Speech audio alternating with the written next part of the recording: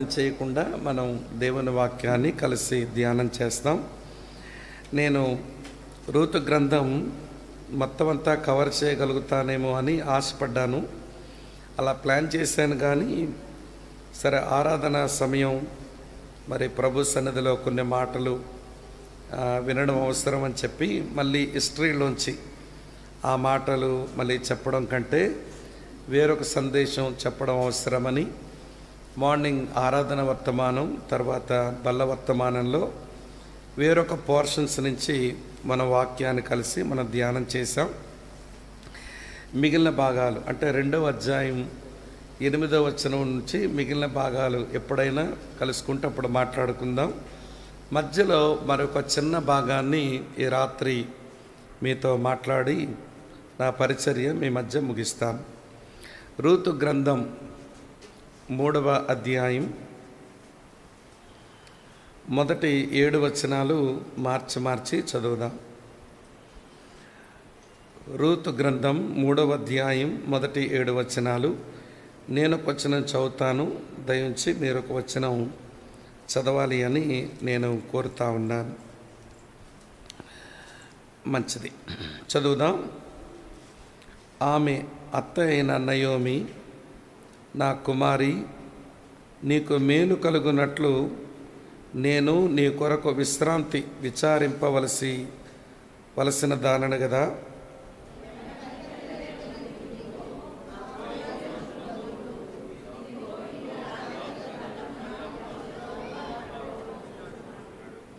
నీవు స్నానము చేసి తైలము రాసుకుని నీ బట్టలు కట్టుకొని ఆ కళ్ళమునకు వెళ్ళము.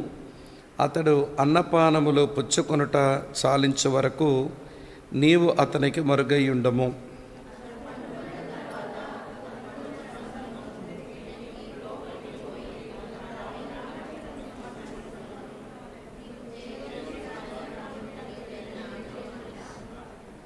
ఆమె నీవు సెలవిచ్చినదంతయు చేసేదనని చెప్పి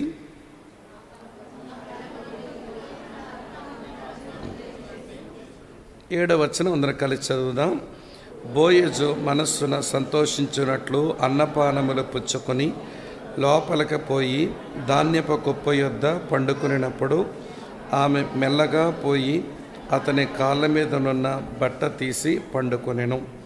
ప్రభు ఈ వచనాలు మన ధ్యానము నిమిత్తమై ఆశీర్వదించాలని ఆశిద్దాం. ప్రార్థన చేసుకుని ప్రభు మాటలు విందాం.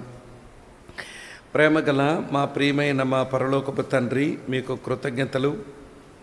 మీరు మాకు అనుగ్రహించిన ఈ స్థానిక సంఘంలో ఏర్పాటు చేయబడిన ఈ 3 దినాల ప్రత్యేకమైన ఆత్మ సంబంధమైన కూడికలను బట్టి మీకు కృతజ్ఞతలు చెల్లిస్తూ, మరి నీ పరిచర్యలో ప్రయాసపడుతున్న నీ దాసుని కుటుంబాన్ని బట్టి మీకు కృతజ్ఞతలు.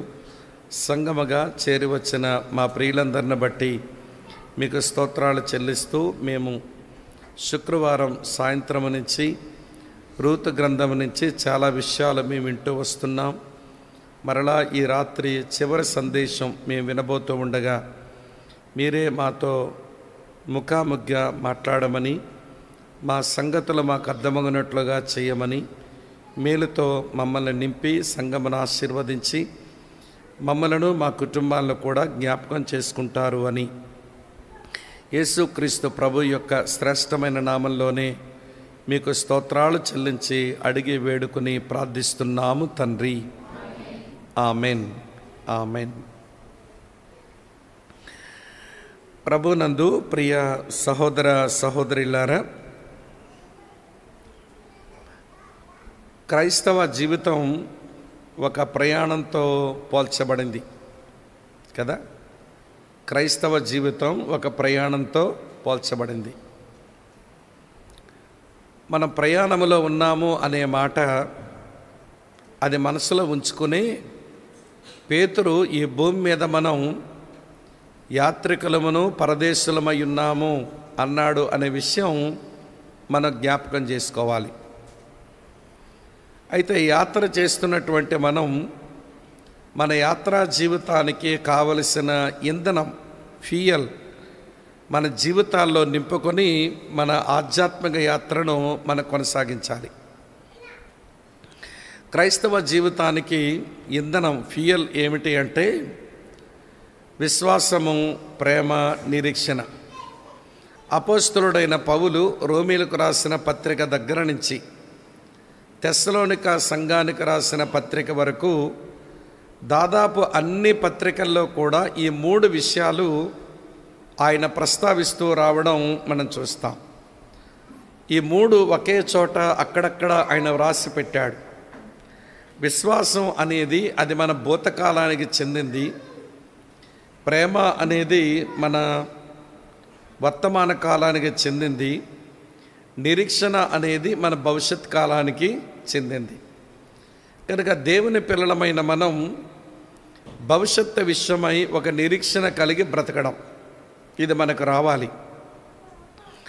ఎక్కడో మోయాబీల దేశం నుంచి వారు కనాను వరకు ప్రయాణం చేసి వచ్చిన తర్వాత దేవునిలో తమ భవిష్యత్తు ఎదుర్కొన్న నయోమి, రూతులను గూర్చి మనం క్రమంగా కొన్ని విషయాలు మనం నేర్చుకుంటూ వస్తున్నాం. సరే, క్రైస్తవ జీవితం అంటే అది నిరీక్షణతో కూడిన జీవితం.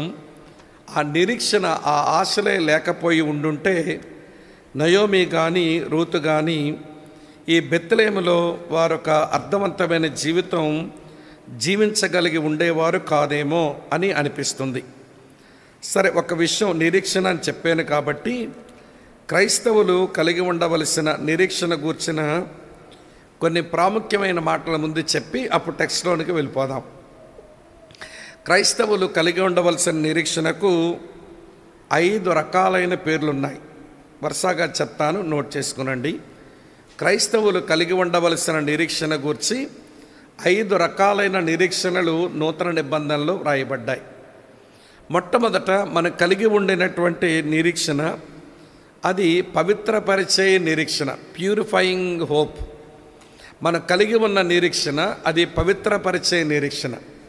1 యోహాను పత్రిక 3:3 అంటాడు, ఆయన యందు ఈ నిరీక్షణ పెట్టుకున్న మనలో ప్రతి వారము ఆయన పవిత్రుడై ఉన్న ప్రకారము మనల్ని మనం పవిత్రపరచుకుందాము అని అంటాడు. అది మనది ప్యూరిఫైయింగ్ హోప్.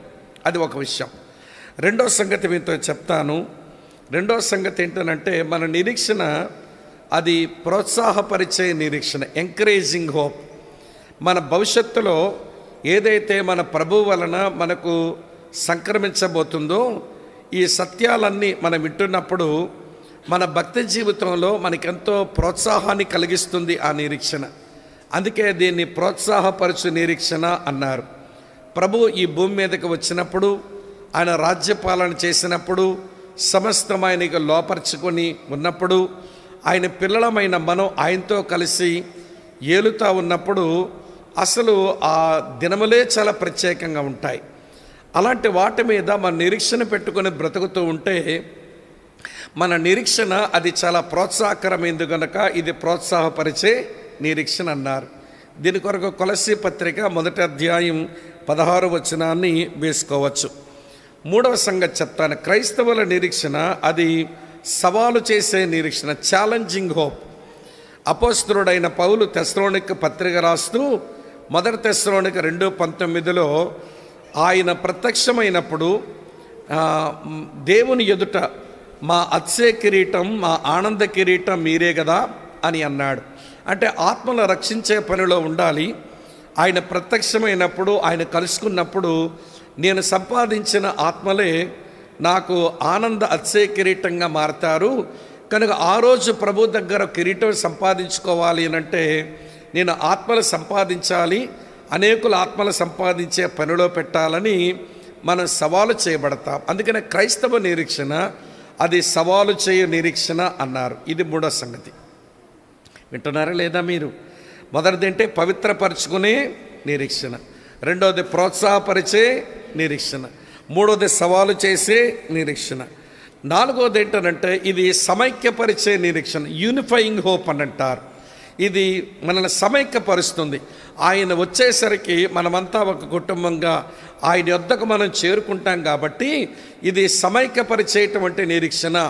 ఆ రోజున మనం ప్రభు యొక్క రాజ్యములో అందరము ఒక పెద్ద కుటుంబంగా ఉండేదానికి భూమి మీద మన సంఘాలలో మనం చిన్న పుట్ట కుటుంబంగా మనం కలిసి బ్రతకడం ఇది మనకు రావాలి.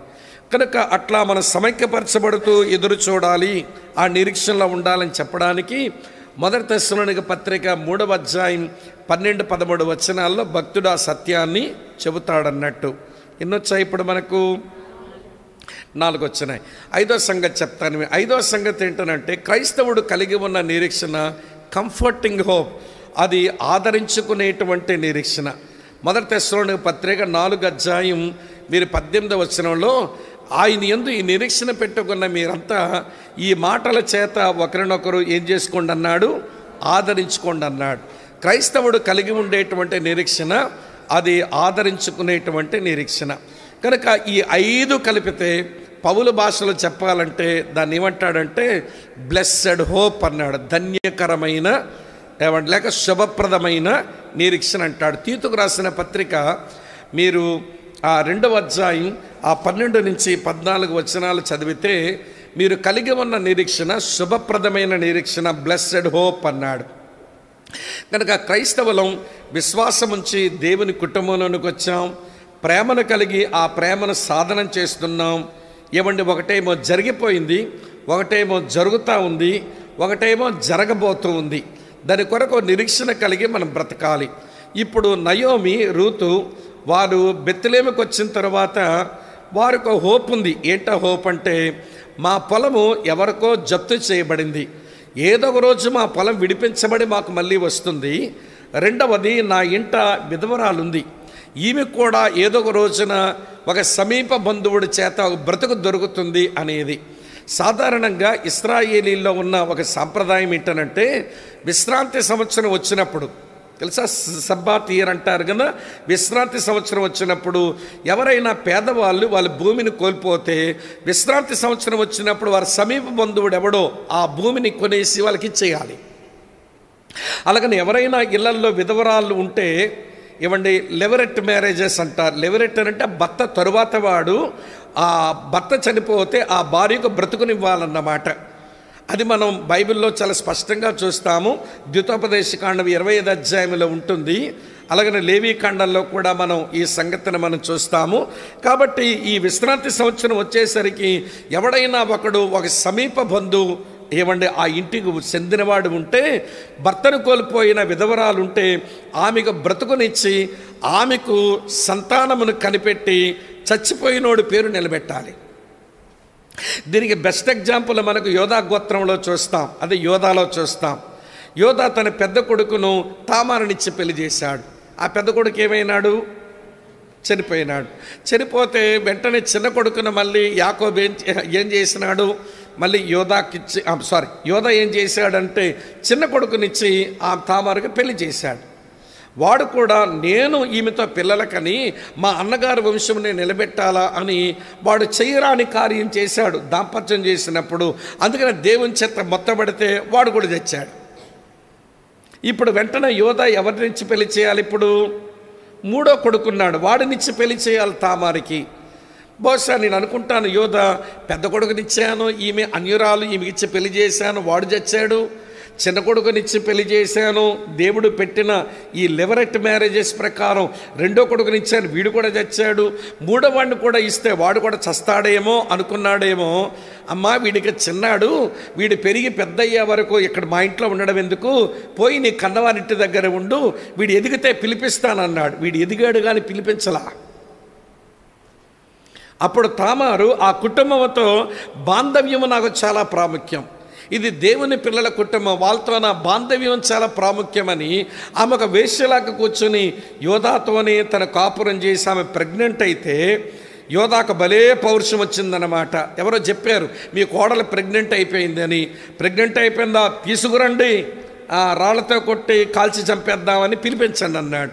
పోయారమ్మా నువ్వు రా, ఇది పిలుస్తున్నారు, నువ్వు ప్రెగ్నెంట్ అయ్యావంట కదా అంటే, సరే నేను ప్రెగ్నెంట్ అయిన మాట నిజమే కానీ, గర్భవతినైన మాట నిజమే కానీ, ఈ కర్ర ఎవరిదో, ఈ ముద్ర ఉంగరం ఎవరిదో, వారి వల్లనే ప్రెగ్నెంట్ అయ్యానని ఇది పట్టుకెళ్ళి మా మామయ్యకి చూపించండి. నీతిమంతుడు అరిచాడుగా, ఎవడి వల్ల గర్భిణి అయిపోయింది, రాళ్లతో కొట్టి చంపేద్దామని బాగా పౌరుషంతో అరిచిన వాడు ఇప్పుడు ఆ కర్రను, ఆ ముద్రను ఇవ్వండి, ఆ ఉంగరాన్ని చూడగానే అంటాడు, ఆమె నాకంటే నీతిమంతురాలు. కారణం ఏంటంటే రిలేషన్కి ఆమె చాలా ప్రాముఖ్యత ఇచ్చింది. ఈ ఫ్యామిలీలోంచి తన వైదొలగాలని అనుకోలేదు. లోకము దృష్టిలో ఆమె చేసిందేమో తప్పుడు పని, నేను తప్పు చేశాను, నా మూడో అబ్బాయిని పిల్లకిచ్చి పెళ్లి చేయాలి, నేను ఇవ్వలేదు కాబట్టి ఆమె ఈ ఫ్యామిలీ రిలేషన్, ఇది గాడ్లీ లైన్, దీంట్లో ఉండాలని ఆశించి ఆమె చేసిన పని చాలా యోగ్యమైన పని అని ఆమె నాకంటే నీతిమంతురాలు అన్నాడు. ఇది కొంచెం అర్థం చేసుకోవడానికి కొంచెం కష్టమైనా ఎప్పుడైనా చదివితే మీకు అర్థమవుతుందని కొంచెం ఊరికే సమాచారం మీ ముందు పెట్టాను. ఇప్పుడు విషయం ఏంటనంటే వినండి, నయోమి అట్లనే రూతు ఒక హోప్తో ఇక్కడ బతుకుతున్నారు. విశ్రాంతి సంవత్సరం రాదా, మా భూమి మా సమీప బంధువుడు ఎవడైనా విడిపించదా, తర్వాత విశ్రాంతి సంవత్సరం రాదా, వచ్చినప్పుడు విధవరాలకు బ్రతుకు రాదా అని చెప్పి అలాగా నిరీక్షిస్తూ వాళ్ళు బ్రతుకుతున్న కారణం చేత విశ్వాసం ఉండే మళ్ళీ ఎక్కడికి వచ్చారు, బెత్లెహేముకి వచ్చారు. దేవుని ప్రజలు ప్రేమిస్తున్నారు కాబట్టే వీళ్ళ మధ్య బ్రతికారు. ఇప్పుడు దేని కొరకు ఎదురు చూస్తున్నారంటే వాళ్ళ భూమి విడిపించబడాలి, ఈ విధవరాలకి మళ్ళీ పెళ్లి జరగాలి, ఒక నిరీక్షణతో బతుకుతున్నారు వాళ్ళు ఈ బెత్లెహేములో. అమ్మ అర్థమవుతున్నదా మీకు విషయం? కనుక వినండి, అలా బ్రతుకుతున్న వాళ్ళిద్దరి విషయాన్ని మనం దృష్టిలో పెట్టుకొని మనం చదివినటువంటి 7 వచనాల నుంచి 3 సంగతులు మీతో చెప్తాను, సులువుగా జ్ఞాపకం ఉంటాయి. మొట్టమొదటి సంగతి ఏంటనంటే, అమ్మ వింటున్నారా మీరంతా, రూతులో ఏమంటే రూతు గురించి ముందు చెప్తాను. నయోమిలో సంకల్పాన్ని మనం చూద్దాం. నయోమిలో ఒక సంకల్పం ఉంది, అదేంటో చెప్తాను. Purpose in Naomi. ఏమంటే నయోమిలో మన సంకల్పం ఏంటో చెప్తాను ముందు, అది కొంచెం వివరిస్తాను. రెండవ సంగతి ఏంటనంటే వినండి, ఏమండి రూతులో సిద్ధపాటుని మీకు చూపిస్తాను. Preparation in Ruth. ఏమండి రూతులో ఒక సిద్ధపాటుని మీకు చూపిస్తాను. మూడో విషయం ఏంటనంటే బోయాజు వచ్చిన స్థలమును గురించి చెప్తాను మీకు, ద ప్లేస్ ఆఫ్ బోయజ్. అది చెప్పి నేను ముగించా. 3 విషయాలండి. అమ్మ వింటున్నారా? ఏంటది? సంకల్పం, సిద్ధపాటు, తర్వాత స్థలం, అంతే. సంకల్పం, సిద్ధపాటు, స్థలం. సంకల్పం ఎవరిది? నయోమి. ఓకే. సిద్ధపాటు ఎవరిది? రూతుది. స్థలం ఎవరిది? బోయిస్ది. ఈ 3 అర్థం చేసుకుంటే ఒక ప్రాముఖ్యమైన సందేశాన్ని మనం ఈ రాత్రి సంపాదించుకోవచ్చు అన్నమాట. రండి, మొట్టమొదటి విషయాన్ని మనం ఆలోచిస్తాము. నయోమిలో ఒక సంకల్పం ఉంది. ఆ సంకల్పం ఏంటో చదువుతాను వినండి. 3వ అధ్యాయం 1వ వచనం. ఆమె అత్తయిన నయోమి, నా కుమారి, నీకు మేలు కలుగునట్లు నేను నీ కొరకు విశ్రాంతి విచారింపవలసిన దానిన కదా అంది. వింటున్నారా ఈ మాట? నేను నీ కొరకు విశ్రాంతి విచారింపవలసిన దానిన కదా అంది. ఇది నయోమిలో ఉన్నటువంటి ఒక గొప్ప సంకల్పం. వినండి, ఈ సంకల్పాన్ని గురించి నేను కొన్ని ఐడియాస్ చెప్తాను. ఈ సంకల్పాన్ని ఏమి సంకల్పం అనుకోవచ్చును అది నేను మీకు జ్ఞాపకం చేస్తాను, బాగా వినండి. ఇప్పుడు మొట్టమొదటి మాట ఏంటనంటే ఇది నేచురల్ పర్పస్, ఇది సహజ సంకల్పమే. ఎందుకు ఇది సహజ సంకల్పం అని అనవలసి వచ్చిందంటే వినండి ప్రియమిత్రులారా, ఒక పురుషునికి వివాహం చెయ్యాలి, వివాహమైన తర్వాత ఈ పురుషుడు తండ్రి అవ్వాలి. అలాగని ఒక స్త్రీ ఉండిపోతే ఆమెకు వివాహం జరగాలి. వివాహం జరిగిన తర్వాత ఆమె గర్భిణై ఓ తల్లిగా మారాలి. వినండి, వయసులో పెద్దయినటువంటి వాళ్ళు లేక తండ్రులైన వారు, తల్లులైన వారు దాని వెనకాల ఉన్నటువంటి పిల్లలకు ఇది జరగాలి అని ఆలోచించడంలో ఇది సహజ సంకల్పమే. దీని గురించి పెద్ద వింతపోకడగా పోనక్కర్లేదు. ఇప్పుడు నయోమి వయసు ముద్రినటువంటి ముసలదయ్యింది. ఇప్పుడు రూతు తన ఇంట్లో విధవరాలుగా ఉంది. ఇప్పుడు ఈమెకు పెండ్లై ఈమె బిడ్డను కనాలి. అలాంటి జరిగితే ఆమెకు విశ్రాంతి దొరికినట్లే. ఇక్కడ విశ్రాంతి అనే మాటకు 2 అర్థాలు ఉంటాయి. ఒకటేంటంటే స్టేటస్ కల్పించడం. ఏం కల్పించడం అమ్మా? ఒక స్థానం కల్పించడం. పిల్ల అయితే ఏమైంది, ఒక ఇంటికి ఒక ఆయనకి భార్య అవుతుంది. భార్య అయితే వాళ్ళ కాపురం చేసే తర్వాత ఏమవుతుంది, ఆమె ఒక తల్లి అవుతుంది. అంటే ఇప్పుడు నయోమి ఇలా అంటుంది, నీకు విశ్రాంతిని గురించి ఆలోచించవలసిన దానను కదా. అంటే అర్థమేంటో తెలుసా? నీకొక స్టేటస్ ఇవ్వవలసిన దానను కదా, వయసులో పెద్దదాన్ని, నీ క్షేమాన్ని ఆలోచిస్తున్న దాన్ని. కాబట్టి వినండి ప్రియమైన స్నేహితులారా, నీ విశ్రాంతి గురించి ఆలోచిస్తున్నానమ్మా అంది. రెండో విషయం చెప్తాను వినండి. రెండో విషయం, నీకు విశ్రాంతిని విచారించవలసిన దానను కదా అంటే రెండో అర్థం, నీ సెక్యూరిటీ కొరకు ఆలోచించవలసిన దానను కదా అని కోరుతుందన్నమాట. ఆడపిల్లకు భద్రత ఎక్కడ ఉంది? ఆడపిల్లకు సెక్యూరిటీ ఎక్కడ ఉంటుంది? తన భర్తతో తాను జీవిస్తే చాలా భద్రత కలిగిన జీవితం. భర్తకు దూరం అయిపోతే అది భద్రత లేని జీవితం అవుతుంది. సో స్టేటస్ని కలిగించాలి, నీకు సెక్యూరిటీ కలిగించాలి. దాని కొరకు ఒక వ్యక్తితో నీకు పెళ్ళయ్యేలా చూడాలి. తర్వాత నువ్వు పిల్లలకనే తల్లిగా నేను చూడాలి. కనుక నీ కొరకు నేను ఒక విశ్రాంతిని విచారించవలసిన దానన కదా అంటుంది. ఇప్పుడు అడుగుతాను, చెప్పండి ఒక విషయం.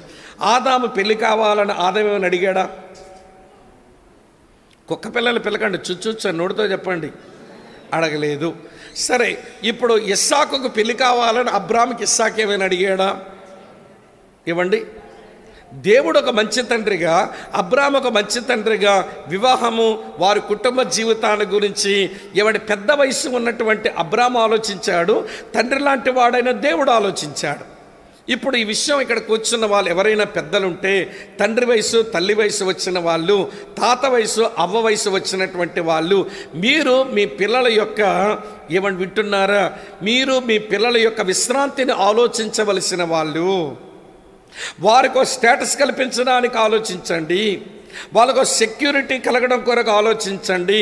దాని కొరకు ప్రార్థన చేస్తారో, తర్వాత వారి కొరకు సలహా పరిచర్య చేస్తారు, వారికి జీవిత భాగస్వామి కొరకు అన్వేషణ చేస్తారు. ఈ మూడు పనులు చేయాలి. ఈ మూడు పనులు చేయాలి.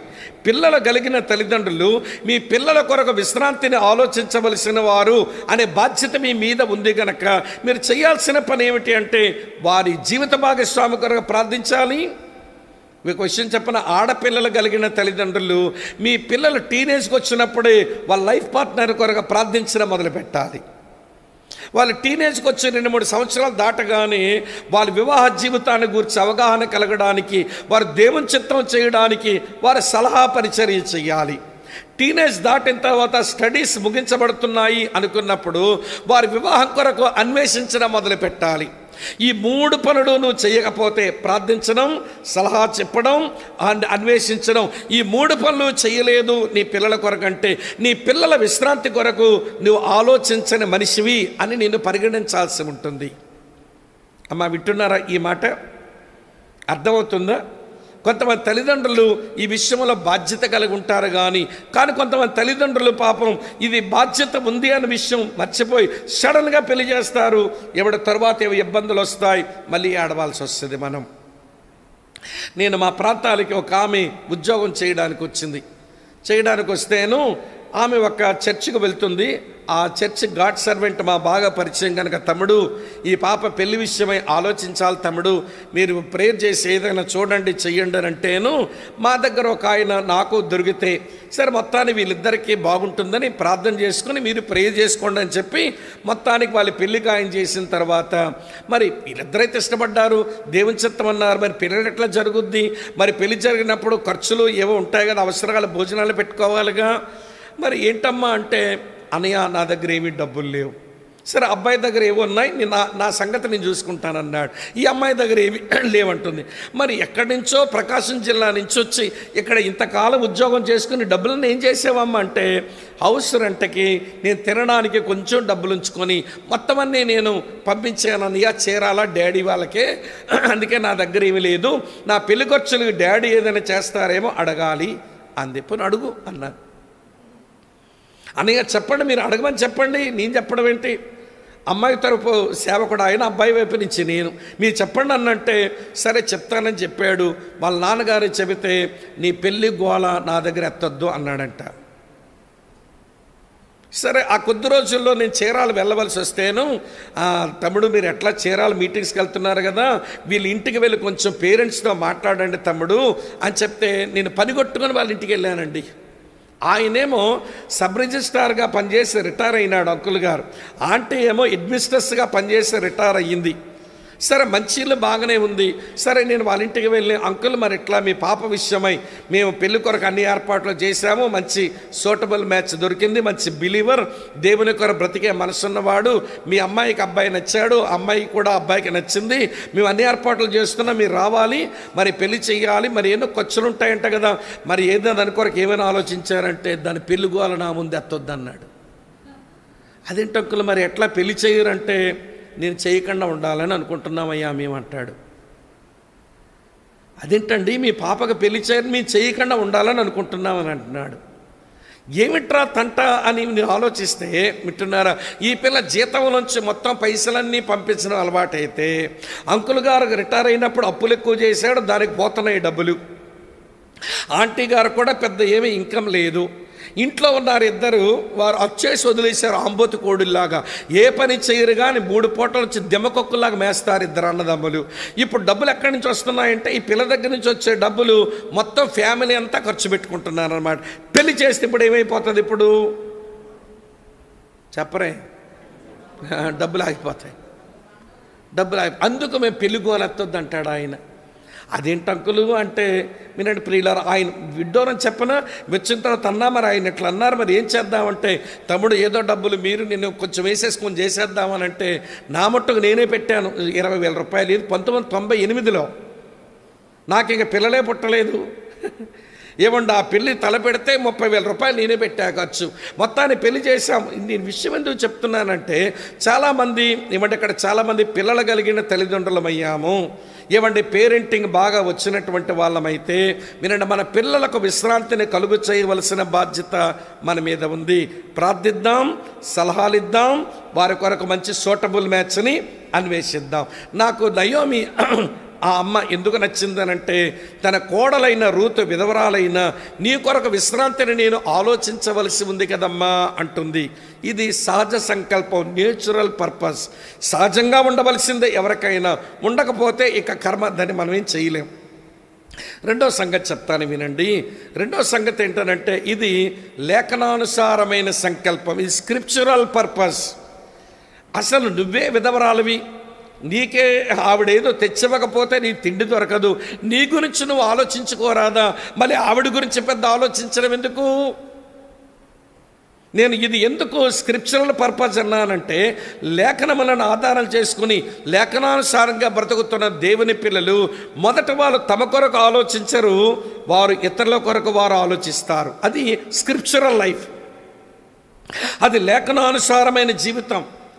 ముందు నేను కాదు, ముందు ఇతరులు అన్నట్టుగా బ్రతుకుతారు. అలా బ్రతకండి, బ్రతికితేనే బాగుంటారు అని పౌలు ఫిలిప్పీలతో చెప్పాడు. చూపిస్తాను రండి. ఫిలిప్పీలకు రాసిన పత్రిక 2వ అధ్యాయంలో, ఫిలిప్పీలకు రాసిన పత్రిక 2వ అధ్యాయంలో చదవండి. 4వ వచనం ఏమి రాసిందో, మీలో ప్రతివాడును తన సొంత కార్యములను మాత్రమే గాక ఇతరుల కార్యములను కూడా ఏం చేయవలెను, చూడవలెను. దీనికి బెస్ట్ ఎగ్జాంపుల్ ఎవరు అంటే, కొంచెం పక్క కాలంలో చూడండి, 20వ వచనంలో ఉంటుంది ఒక మంచి మాట.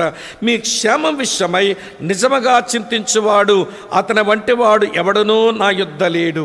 నా దగ్గర ఉన్న తిమోతి మీ క్షేమం విషయమై నిజముగా చింతించేవాడు. అందరూ తమ సొంత కార్యాలు చూసుకుంటారు కానీ యేసుక్రీస్తు కార్యాలు చూడరు. ఈయన యేసుక్రీస్తు కార్యాలు చూచేవాడు, మీ క్షేమం విషయమే చింతించేవాడు.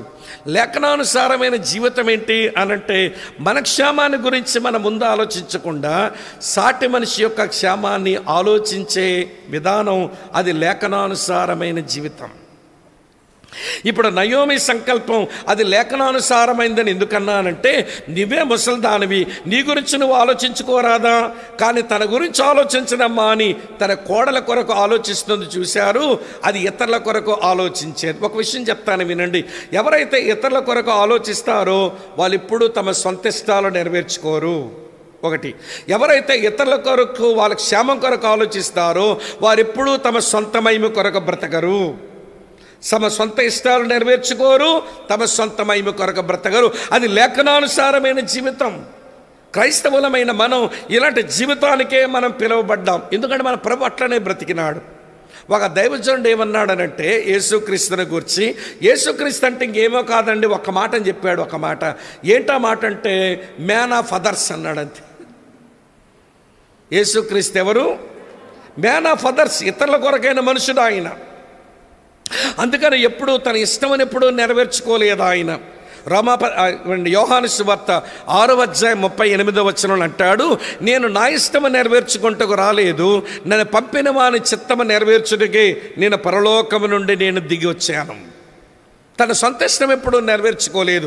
ఇతరుల కొరకు ఆలోచించే మనుషులు తమ సొంత ఇష్టాలు నెరవేర్చుకోరు, అలాగనే సొంత మహిమ కొరకు కూడా బ్రతకరు. యేసుప్రభు జీవితం కూడా అట్టనే ఉందండి. యోహాను సువార్త 8:50 అంటాడు, నేను నా మహిమను వెతుకుచూ తిరిగేవాడిని కాదు అంటాడు. తన ఇష్టం నెరవేర్చుకునేవాడు కాదు, తన మహిమ కొరకు బ్రతికేవాడు కాదు. ఎందుకో తెలుసా? అతను దేవుని చిత్త ప్రకారం ఇతరుల క్షేమం కొరకు బ్రతికేవాడు మన ప్రభువైన యేసుక్రీస్తు. అటువంటి ప్రభువుని వెంబడిస్తున్నటువంటి మనం ఇతరుల క్షేమం గురించి మనం ఆలోచించకపోతే లేఖనానుసారమైన సంకల్పంతో బ్రతుకుతున్నట్లు ఏమవుతుంది చెప్పండి? అందుకనేమో యోహాని మాట రాశాడు. 1 యోహాను పత్రిక 4:17 అంటాడు, యేసు భూమి మీద ఎట్టివాడై ఉన్నాడో మనమును ఈ భూమి మీద అట్టివారమై ఉన్నాము. ఆయన ఎట్టివాడో మనం అట్టివారం అవ్వాలి, అంతే క్రిస్టియానిటీ అంటే. ఆయన ఇతరుల క్షేమం ఆలోచించేవాడు, మనం ఇతరుల క్షేమం ఆలోచించే వాళ్ళం కావాలి. ఆయన ఎప్పుడూ తన సొంత ఇష్టం కొరకు బ్రతకలేదు, మన సొంత ఇష్టాల కొరకు మనం బ్రతకూడదు.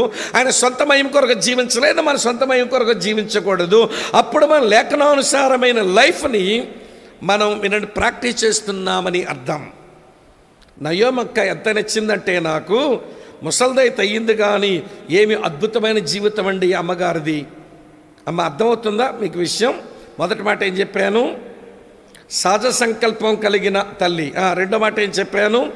లేఖనానుసారమైన సంకల్పం కలిగింది. మూడో విషయం చెప్తాను వింది, అది డివోషనల్ పర్పస్, అది ధ్యానపూర్వకమైన సంకల్పం. ఎందుకు ఈ మాట చెప్పాల్సి వచ్చిందనంటే, రూతుకు బోయస్ గురించి ఏం తెలుసని? అసలు 1వ అధ్యాయంలో బోయజ్ అనేవాడు ఒకడు ఉన్నాడని రూతుకు తెలుసా? ఏం మాట్లాడరేమమ్మా? తెలీదు. సరే, 2వ అధ్యాయంలో బోయజ్ గురించి ఏం తెలుసు? ఈ పొలమునకు యజమాని ఏమండి నాకు ఈ పరిగెరుకోవడానికి అవకాశం ఇచ్చాడు, అంతవరకే తెలుసు. కానీ 3వ అధ్యాయం వచ్చేసరికి నయోమి చెప్తుందమ్మా, అతడు మన సమీప బంధువుడు, అతడు నేను విమోచించగలిగినటువంటి వాడు, ఆయనతో నీకు సంబంధం ఏర్పడాలి, అది నా కోరిక అని ఆమె కోరుకోవడంలో ఇది డివోషనల్ పర్పస్ అని ఎందుకన్నానంటే, ఇది భక్తి ధ్యానపూర్వక సంకల్పం ఎందుకన్నానంటే, ఆయన వల్ల మేలు పొందావు, మేలుతో సంతృప్తి పడుకోవద్దు, సంబంధం కలిగి ఉండడానికి ఆరాటపడు. ఇది క్రైస్తవులు నేర్చుకోవాలి ఈ రోజున. దేవుని వల్ల మేలుతో సంతృప్తి పడిపోతారు కానీ ఆయనతో వ్యక్తిగత సంబంధం కొరకు ఆరాటపడరు. ఇప్పటివరకు బోయజ్ ఎన్ని మేలు చేశారో చూపించమంటారా? ఒకసారి రండి, 2వ అధ్యాయానికి రండి, చూపిస్తాను. రూతు గ్రంథం 2వ అధ్యాయం. ఏమంటే బోయజ్ వల్ల రూతు కలిగిన బెనిఫిట్స్, ఏమంటే బెనవలెన్స్, మేలులేంటో చూపిస్తాను. చూడండి, 9వ వచనం చూస్తారు ఒకసారి. మరియు కోయు చేయి ఏమండి వారు కోయు చేని కనిపెట్టుకుని వారిని వెంబడించమ్మా, నిన్ను ముట్టకూడదని యవ్వనస్తులకు నేను ఆజ్ఞాపించి ఉన్నాను. అంటే ఇప్పుడు బోయజ్ వల్ల రూతుకు దొరికిన ఫస్ట్ బెనిఫిట్ ఏంటనంటే ప్రొటెక్షన్, అంతే కదా. యవనస్తులందరికీ ఆజ్ఞాపించాను, ఎవరు నిన్ను ఏమీ ముట్టడానికి వీల్లేదని ఆజ్ఞాపించా, నీకు భద్రతను ఏర్పాటు చేస్తున్నానమ్మా, ప్రొటెక్షన్ ఇచ్చాడండి. ఒక లాభం. రెండో లాభం చెప్తాను చూడండి, 16వ వచనం చూడండి. మరియు ఆమె కొరకు పిడికల్లో పడివేసి ఆమె ఏరుకున్నట్లు విడిచిపెట్టేయండి అన్నాడు. అంటే ప్రావిజన్, ఒక సమకూర్పును కూడా ఇచ్చేశాడు. కోసుకుంటూ పోతున్న మీరు కొంచెం పిడికలు అట్లా పెట్టి వదిలేసేయండి, ఆమె ఏరుకొని పోతుంది అన్నాడు. అంటే ఆమెకు ఒక పోషణ కొరకు కొంత సమకూర్పును కూడా ఇచ్చాడు. అమ్మ ప్రొటెక్షన్ ఇచ్చాడు, ప్రావిజన్ ఇచ్చాడు, భద్రతను కల్పించాడు, సమకూర్పును కల్పించాడు. సరిపోద్దా రూతుకి ఇది? నయ్యమంది సరిపోదు. అతనితో ఈమెకి సంబంధం ఏర్పాటు చేయబడాలి కానీ దానితో సరిపెట్టుకుంటే కాదు. ఇంకో విషయం చెప్తాను, ఇంకా బోయజ్ వల్ల వచ్చిన మరో బెనిఫిట్ చెప్తాను చూడండి. 16వ వచనంలోనే ఏమన్నాడు తెలుసా?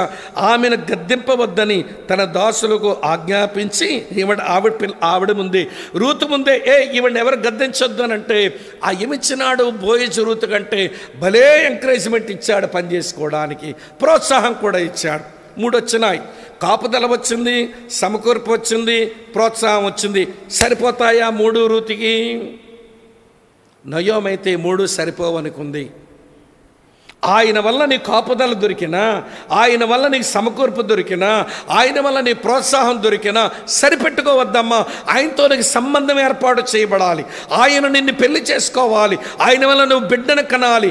ఆయన వల్ల నీకు ఒక పొజిషన్ రావాలి. అది నేను కోరుకుంటున్న విశ్రాంతి అంటుంది. అందుకే ఇది డివోషనల్ పర్పస్ అన్నాను.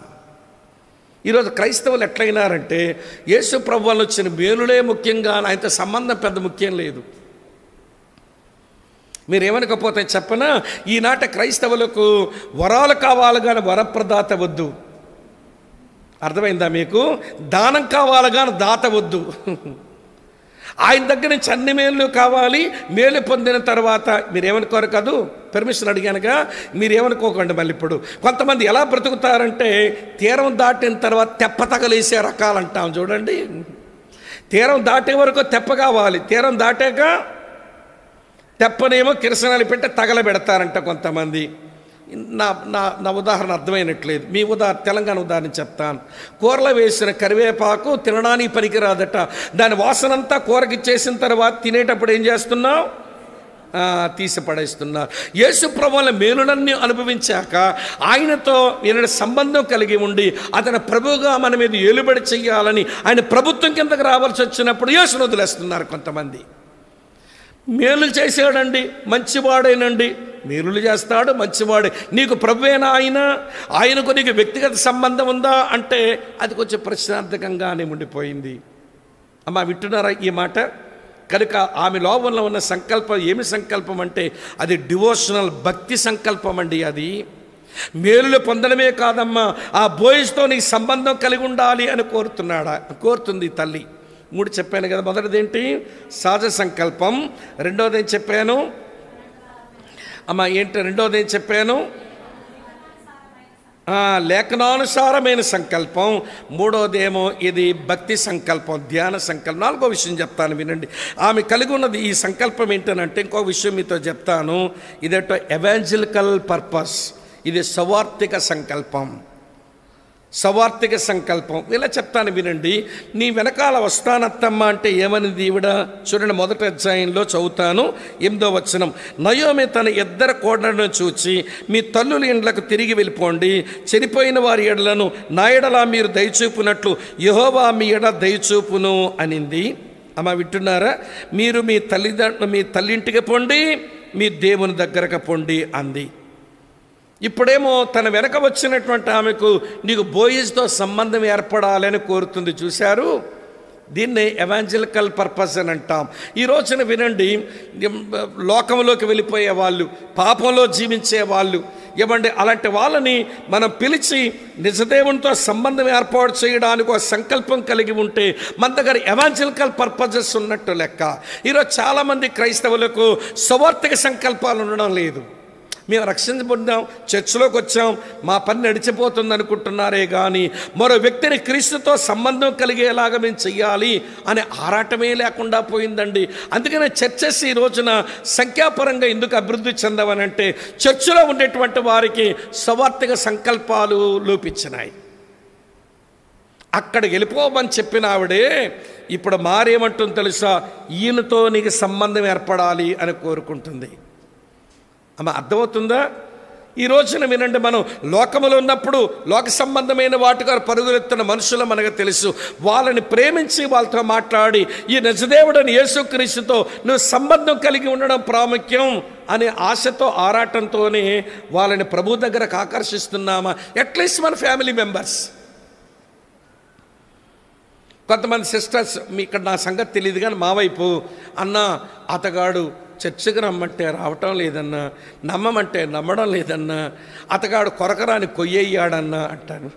అవును, వీళ్ళు మగాళ్ళు అలాగే ఉంటారు, కొరకరాని కొయ్యల్లాగే. వాళ్ళు మెత్తబెట్టుకోవడం రావాలిగా నీకైనా.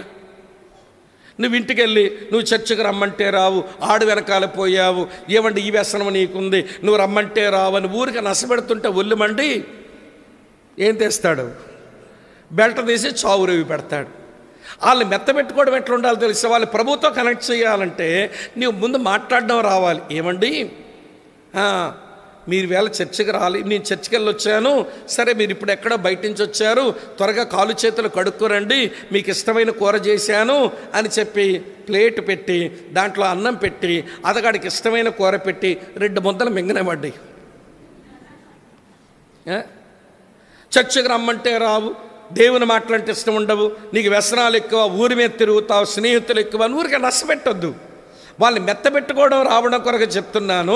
మొత్తం ప్లేట్లో భోజనం పెట్టా, ఇష్టమైన కూర పెట్టి 2 ముద్దలు మింగిన తర్వాత ఏమనాలంటే, ఏమండి వాళ్ళు చర్చికి వెళ్ళాను, ఈ మాటలు కొంచెం చెప్పారు, అసలు తెలివి తక్కువ దాన్ని, నాకే ఇది అర్థమైతే మీలాంటి వాళ్ళు వస్తే ఇంకెంత నేర్చుకుందరో అనండి. మీలాంటి వాళ్ళు వస్తే ఎంత నేర్చుకుందరు అంటే ఎట్లా ఉబ్బుతాడనమాట. ఏం చేస్తున్నావు అనమాట, నువ్వు గాలి కొడుతున్నావు అన్నమాట మనవాడికి, ఇట్లా ఉబ్బుతాడు. ఏం చెప్పారేంటి అంటాడు.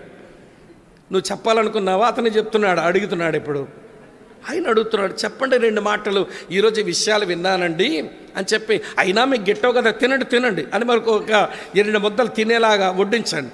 మరొక 2 ముద్దలు మింగిన తర్వాత ఈ ముద్దల ముఠాకోరుడు ఎవడు కొంచెం లోపలికి వెళ్తుంటే, కడుపు బరువు అవుతుంటే, నువ్వు చెప్పిన మాటలన్నీ విన్న తర్వాత ఈ మాట అనండి, ఏమండి అసలు నేను 2 ముక్కలు విని మీలాంటోళ్ళకే చెప్పేయగలిగానంటే మీలాంటోళ్ళు వచ్చి వింటే ఎంతమందికి చెబుతారో అనండి.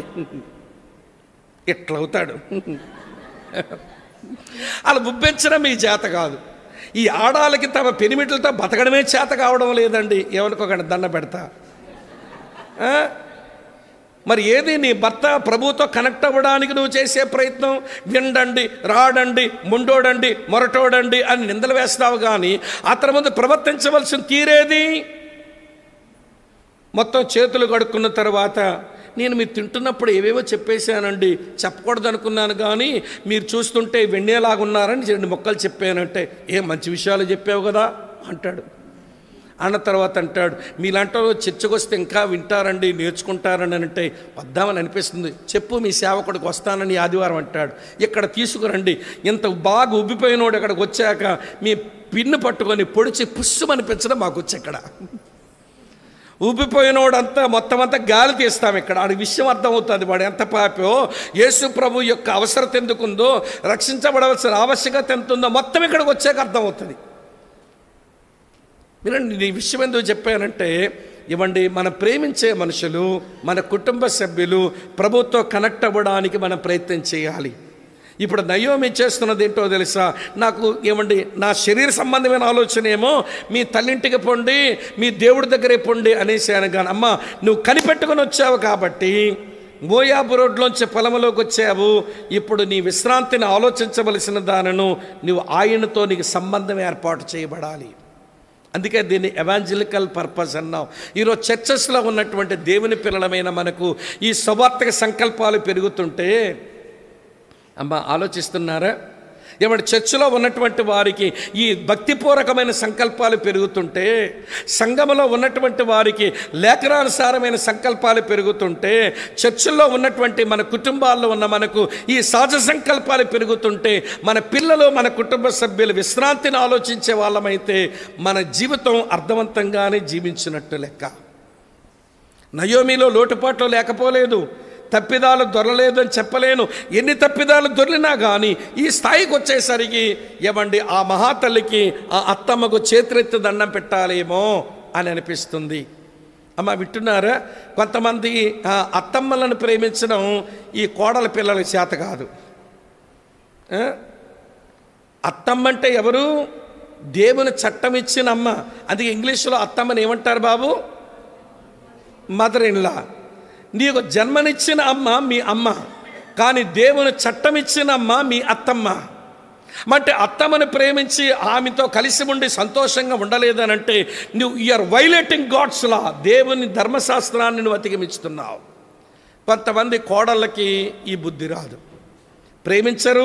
వయసులో పెద్ద ఆమె కదా, లేకపోతే నేను అణిగిమణిగి ఉంటాను, ఆమెకు పరిచర్య చేస్తాను, దానివల్ల వచ్చే దీవెన నేను, నా భర్త, నా పిల్లలు పొందుతామని ఈ ఆలోచన కొంతమంది కోడల పిల్లలకు ఉండదు.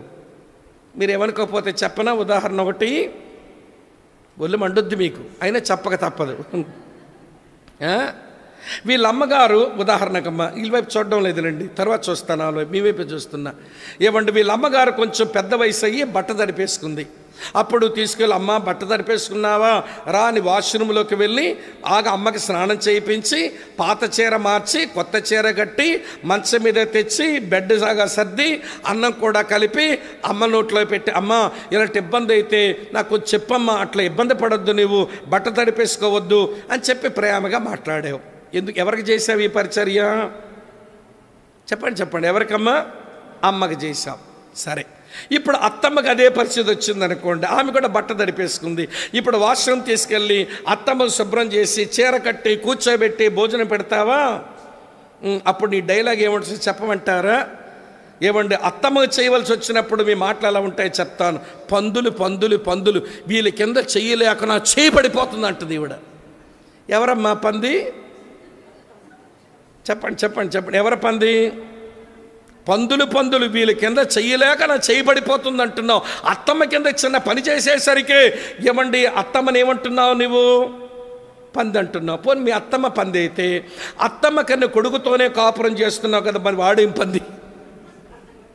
ఆడు కూడా పందే కదా మరి వాడితో కాపురం చేస్తున్నావు, నువ్వేం పంది?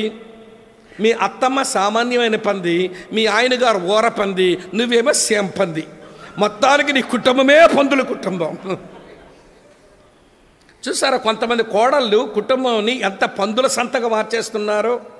దేవుడు ఆశీర్వదించి ఇచ్చిన కుటుంబ వ్యవస్థలో ఆమెను అత్తమ్మను ప్రేమిస్తూ, ఎవరిని మామయ్యను గౌరవిస్తూ, భర్తకి వలసిన స్థానం ఇస్తూ, భారీగా నీ ఉండవలసిన స్థానంలో ఉంటే ఎంత అర్థవంతంగా ఉంటుందండి ఆ కుటుంబం. అమ్మ వింటున్నారు ఈ మాట? కొంతమంది కోడల పిల్లకి ఇది చేత కాదు, బాధపడుతుందా? కొంతమంది అత్తమ్మలకు కూడా కోడల పిల్లల్ని అలా ప్రేమించడమో చేత కాదు. కూతురు ఏదో తప్పు చేసింది అనుకోండి, నా కూతురుని కడుపున పెట్టుకొని దాసేస్తుందంట. పొరపాటు చేసింది, ఈ పని చేయలేకపోయింది అని కడుపున పెట్ట. అదే కోడల పిల్లగా తప్పు చేసింది అనుకోండి, కొడుకుని పిలిచి ఒకసారి రానా అన్న అంటుంది. ఈ ముద్దపప్పు గడు వెళ్తాడు అలా అమ్మ దగ్గరికి, వెళ్ళగానే అంటది, మీ ఆవిడ చూడరా టీ ఇచ్చింది కానీ చల్లని టీ ఇచ్చిందిరా, నా గదిని శుభ్రం చేయలేదురా, నా బట్టలు మదపెట్టలేదురా, అన్నం పెట్టింది కానీ రాత్రి ఫ్రిడ్జ్లో పెట్టింది, ఆ పాసిపోయిన అన్నం పెట్టిందిరా అని మొత్తం అంతా స్క్రూ బిగిస్తూ ఉంటుంది అన్నమాట. ఎవరు? ఈ ముసలి రాక్షసి అత్తమ్మలు. ఇతగాడికి ఒళ్ళు మండి భార్యను వచ్చి పాటమని కొడితే ఈవిడ కడుపు నిండుద్ది. ఏమత్తవే రాక్షసత్తా నీవు? అది ఏమి నైజం? అరే నా కోడలైనా నా కూతురుతో నా కూతురు కంటే ఎక్కువ నా కోడలు అని నువ్వు చూసుకోవాలి. మా అత్తమ్మ మా అమ్మ కంటే నాకు ఈవిడే ఎక్కువ అని చూసుకోవడం నీకు రావాలి. మీకు విషయం చెప్పనా? ఒక ఆయన మంచి మాట అన్నాడు, మెడికల్ డాక్టర్ అన్నాడు ఈ మాట, లవ్ బిగాట్స్ లవ్ అన్నాడు. ప్రేమను కంటదని తన లైఫ్ ఎక్స్పీరియన్స్ రాశాడు ఒక దగ్గర.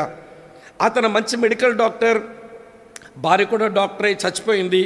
సరే ఒకే ఒక పాప అయితేను మళ్ళీ పెళ్లి చేసుకోకుండా ఆ పాపను సాకుతూ వచ్చాడు. ఆ పిల్లను కూడా మెడికల్ డాక్టర్గానే చదివించినట్ట. సరే ఆ పిల్ల డాక్టర్ అయ్యాక ఒక మెడికల్ డాక్టర్ని చూసి పెళ్లి చేశాడు. సరే వీళ్ళిద్దరు కాపురానికి వెళ్ళాక ఆయన ఓన్గా క్లినిక్ ఉంది, హాస్పిటల్ ఉంది, చాలా బాగా సాగుతుంది జీవితం.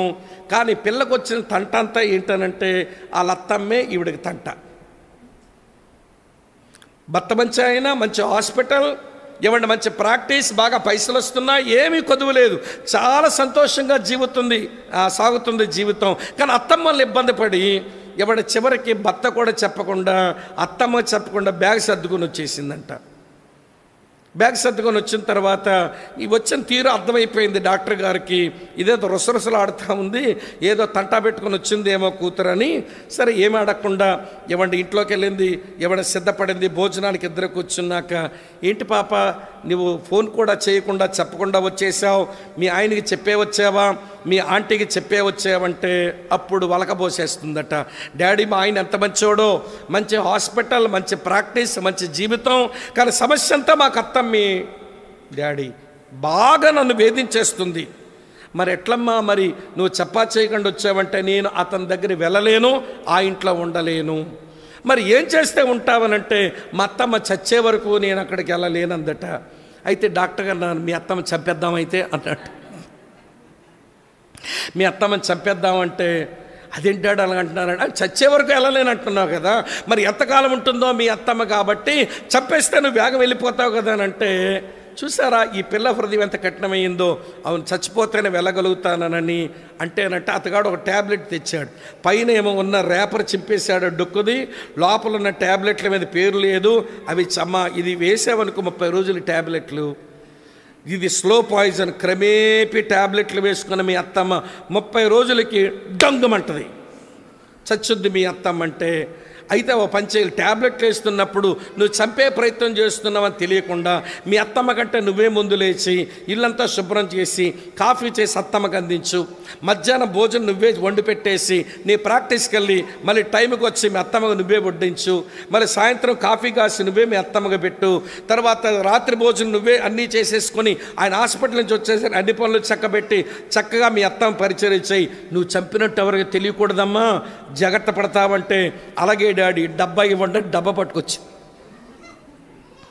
ఇక చూస్తారా రోజుకో ట్యాబ్లెట్ వేస్తుంది, చక్కగా ఫుడ్లో కలిపేస్తుందంట పొడిని, ఆ ట్యాబ్లెట్ పొడేస్తుంటే వింటున్న ఆవిడేమో ఇవ్వండి ఏంటి నా కోడలకి ఎట్లాంటి మారు మనసు వచ్చింది, నాకంటే ముందు లేచి అన్ని ఇదివరకు చేయట్లేదా ఆమె అట్లా, ఏమండి కాఫీ ఇచ్చేస్తుంది, భోజనం వండేస్తుంది, వడ్డం చేసేస్తుంది, రూమ్ శుభ్రం చేసేస్తుంది, అన్నీ చేస్తుందని అత్తమ్మ ఏమో ఆవిడ కూతురుంటే ఎంత ప్రేమించునేమో తెలియదు కానీ కూతురు ఉంటే కూడా ప్రేమించాక దానికంటే అధికంగా ప్రేమించేస్తుందంట అత్తమ్మ.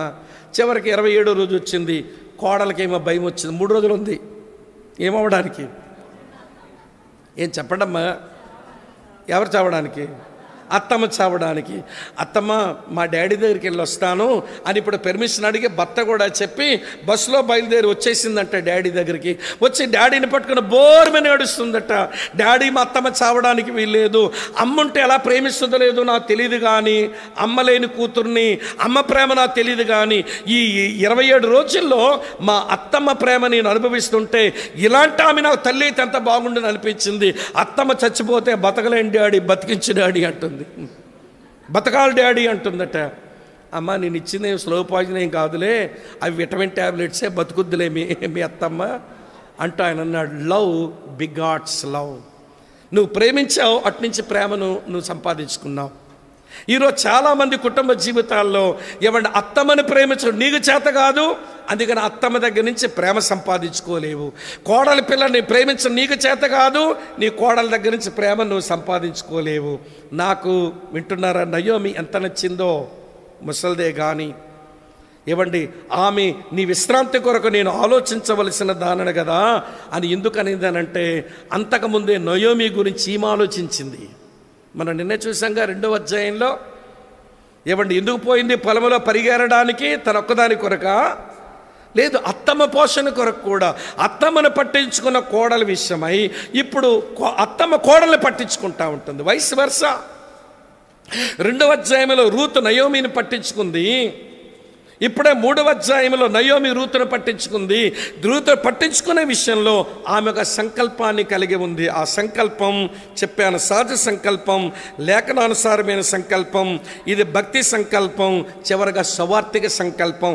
దేవుని పిల్లలమైన మనందరి జీవితంలో ఈ 4 రకాలైన సంకల్పాలు ఉండడం అవసరమని మీరు తెలుసుకోవాలి. ఇంకెక్కువ చెప్పలేను, మన టైం ఎక్కువైపోయింది. 2వ సంగతి చెప్తాను వినండి. 2వ సంగతి ఏంటనంటే, అమ్మ వింటున్నారా, 2వ సంగతి బాగా వినండి. సిద్ధపడిన రూతు, లేక రూతులో ఏం కనబడుతుంది, సిద్ధపాటు కనబడుతుంది. సో రూతుకి ఏం చెప్పింది ఈమె ప్రిపరేషన్. 3వ వచనం చూడండి, 3వ అధ్యాయం 3వ వచనం. నీవు స్నానము చేసి 1 తైలము రాసుకొని 2 బట్టలు కట్టుకొని 3. ఆమె ప్రిపరేషన్కి 3 పనులు చెప్పింది ఆమె, అంతే. ఇప్పుడు ఇవ్వండి రూత్ ఏం చేసిందట, 5వ వచనం చూడండి.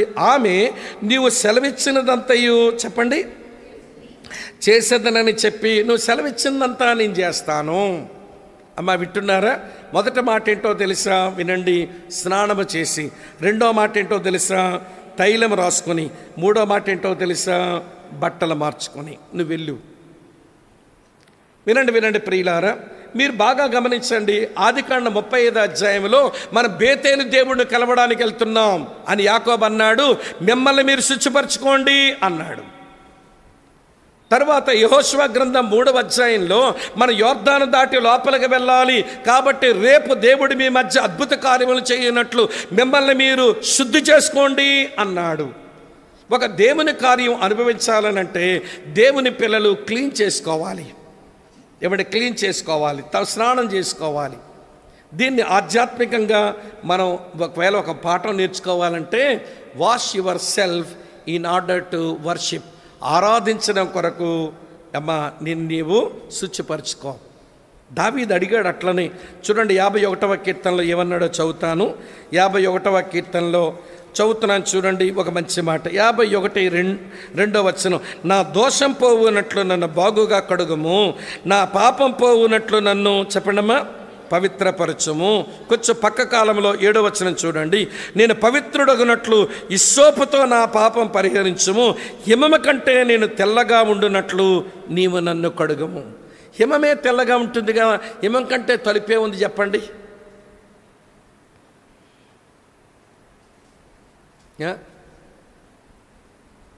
నీవు నన్ను కడుగు, నా అతిక్రమాలు తుడిచేయి, నా దోషం పోవునట్లు నన్ను బాగా కడుగు, నేను పవిత్రుడు నా పాపాన్ని పరిహరించు, హిమము కంటే నేను తెల్లగా ఉండునట్టు. హిమమే తెల్లగా ఉంటుంది కదా, హిమము కంటే తెలిపే ఉంది. మరి ఈ వచనం చదువుకొని అక్కడ క్వశ్చన్ మార్క్ వేసుకొని పెట్టేసుకున్నా, ఎప్పుడో దేవుడు బయలుపరుస్తాడులే అని. అక్కడ క్వశ్చన్ మార్క్ గుర్తు వేసేసుకొని వదిలేసా, ఎప్పుడో మర్చిపోయాను దాని సంగతి. నేను హిమాచల్ ప్రదేశ్లో church of north India CNI వాళ్ళ యొక్క సేవకుల మీటింగ్ జరుగుతూ ఉంది. హిమాచల్లో మనాలిలో సిఎన్ఐ వాళ్ళ కాన్ఫరెన్స్లో వాక్యం చెప్తున్నాను వాళ్ళకి. మీటింగ్లు అయిపోయిన తర్వాత ఇంకా తర్వాత 2 రోజులు పోయాక వచ్చేస్తాం కిందికి. వచ్చే ముందు రోహతంగ్ పాస్ అని ఆ ప్రాంతాలకి ఊరికే చూడడానికని అక్కడ ఉన్న తమ్ముడు మమ్మల్ని తీసుకుని వెళ్ళాడు. తీసుకుని వెళ్తే అవన్నీ మంచు కొండలు కదా. కొంతమంది ఏమో పర్యాటకులంతా మంచు ముద్దలతో మంచి బాల్స్ లాగా చేసుకుని ఒకళ్ళని కొట్టుకొని ఆడుకుంటున్నారు. నాకు కూడా బాల్ చేయాలని ఉంది, నేను ఎవరిని కొట్టను. నాతో వచ్చిందేమో సిద్దిపేట నుంచి అన్న ప్రకాష్ గారు, ఆయన్ని కొట్టను. ఆయన ప్రాణమే తీస్తాడు. మరి ఇంకో పెద్ద మనిషి ఉన్నాడు, ఇక్కడ జొన్నలగడ్డ నుంచి పివి జోసెఫ్ గారు. మీ ముగ్గురు వెళ్ళాం ఆ ట్రిప్లో. ఈయన పెద్ద మనిషి బంతి చేయాలని ఉంది. ఆ మంచు గడ్డతో అందరూ కొట్టుకున్నట్టుగా కొట్టాలని కానీ నాతో వచ్చిన 2 పెద్దోళ్ళు అయిపోయారు. ఇక ఎవరిని కొట్టను. సరే ఊరికే ఏం బ్రదర్ ఏంటి అటు వెళ్తున్నారు అన్నాడు ఈయనప్పుడే ప్రకాష్ అన్న. ఏం లేదన్న ఊరికే మంచు చూద్దామని కొంచెం మంచుని ఇట్లా తీసి బాల్లాగే చేస్తూ ఇట్లా చూస్తూ ఉంటే దేవుడు మాట్లాడుతూ ఉన్నాడు. స్వామి, చాలా రోజుల కిందట అడిగావుగా, హిమమ కంటే తెల్లగా ఉండున్నట్లు నన్ను పవిత్రపరచని. నువ్వు చేతిలో పట్టుకున్న ఈ హిమములో అక్కడక్కడ చిన్న నలుసులు ఉన్నాయి చూడు ఒకసారి. వింటున్నాను, నేను రియల్గా వింటున్నాను ఆ స్వరం. నా లోపల అనిపిస్తుంది అట్లా. నిజంగా నా మంచుగడ్డ చూస్తుంటే చిన్న నలతలు కనబడుతున్నాయి. అప్పుడు అంటుంది దేవుని ఆత్మ నాతో మాట్లాడుతూ, నేను ఫీల్ అయ్యాను. ఆ వచ్చిన నాకు అక్కడ జ్ఞాపకం వచ్చి, హిమములోనైనా చిన్న నలతలు ఉంటాయేమో కానీ తెల్లని మంచు, హిమములోనైనా చిన్న నలతలు ఉంటాయి కానీ అసలు నా జీవితంలో ఏ నలత లేకుండా అంత శుద్ధి చేయమని దావీదు కోరాడు. హోలీనెస్ కొరకు నీకంత ఆరాటం ఉందా అని అక్కడ ప్రశ్నించబడ్డాను. పర్వతాల దగ్గర హిమాచల్లో. అంటే పరిశుద్ధత కొరకైన ఆరాటం, శుద్ధి చేసుకోవడం కొరకైన తపన దేవుని పిల్లలకు అంత తీవ్రంగా ఉండాలి. Wash your self in order to worship. ఎవరిని ఆరాధించడానికి వెళ్తున్నాం, కలుసుకుంటున్నామంటే పరిశుద్ధ దేవుణ్ణి ఆరాధిస్తున్నాం. 15వ కీర్తనలో ఆయన ఆరాధించడానికి ఆయన నివాసానికి వెళ్ళే మనం అపరిశుద్ధంగా వెళితే వెళ్ళగలుగుతామా? నేను ఈరోజు జ్ఞాపకం చేసినట్టున్నాను. ఆరోను కుమారులైన అబీహు నాదాబులు ఎందుకు ఆరాధించడానికి వచ్చి చచ్చారు అక్కడ? చెప్పమంటారా మీకు? వాళ్ళు ఆరాధించడానికే వచ్చి ఎందుకు చనిపోయారంటే వాళ్ళ పరిశుద్ధత విషయమైన సీరియస్నెస్ లేదు. మీకు విషయం చెప్తాను, వరుసగా రాసుకోండి. వాళ్ళు ఎందుకు చచ్చారో చెప్తాను. నెంబర్ 1 మొట్టమొదటి విషయం ఏంటంటే, వాళ్ళు చావడానికి మొదటి కారణం వాళ్ళ రాంగ్ పీపుల్. అహరోను మాత్రమే అతి పరిశుద్ధ స్థలంలోనికి రావాలి కానీ వీళ్ళు యాజకులే కానీ అతి ప్రధాన యాజకులు కాదు కదా. కానీ వీళ్ళు వచ్చేసారు లోపలికి.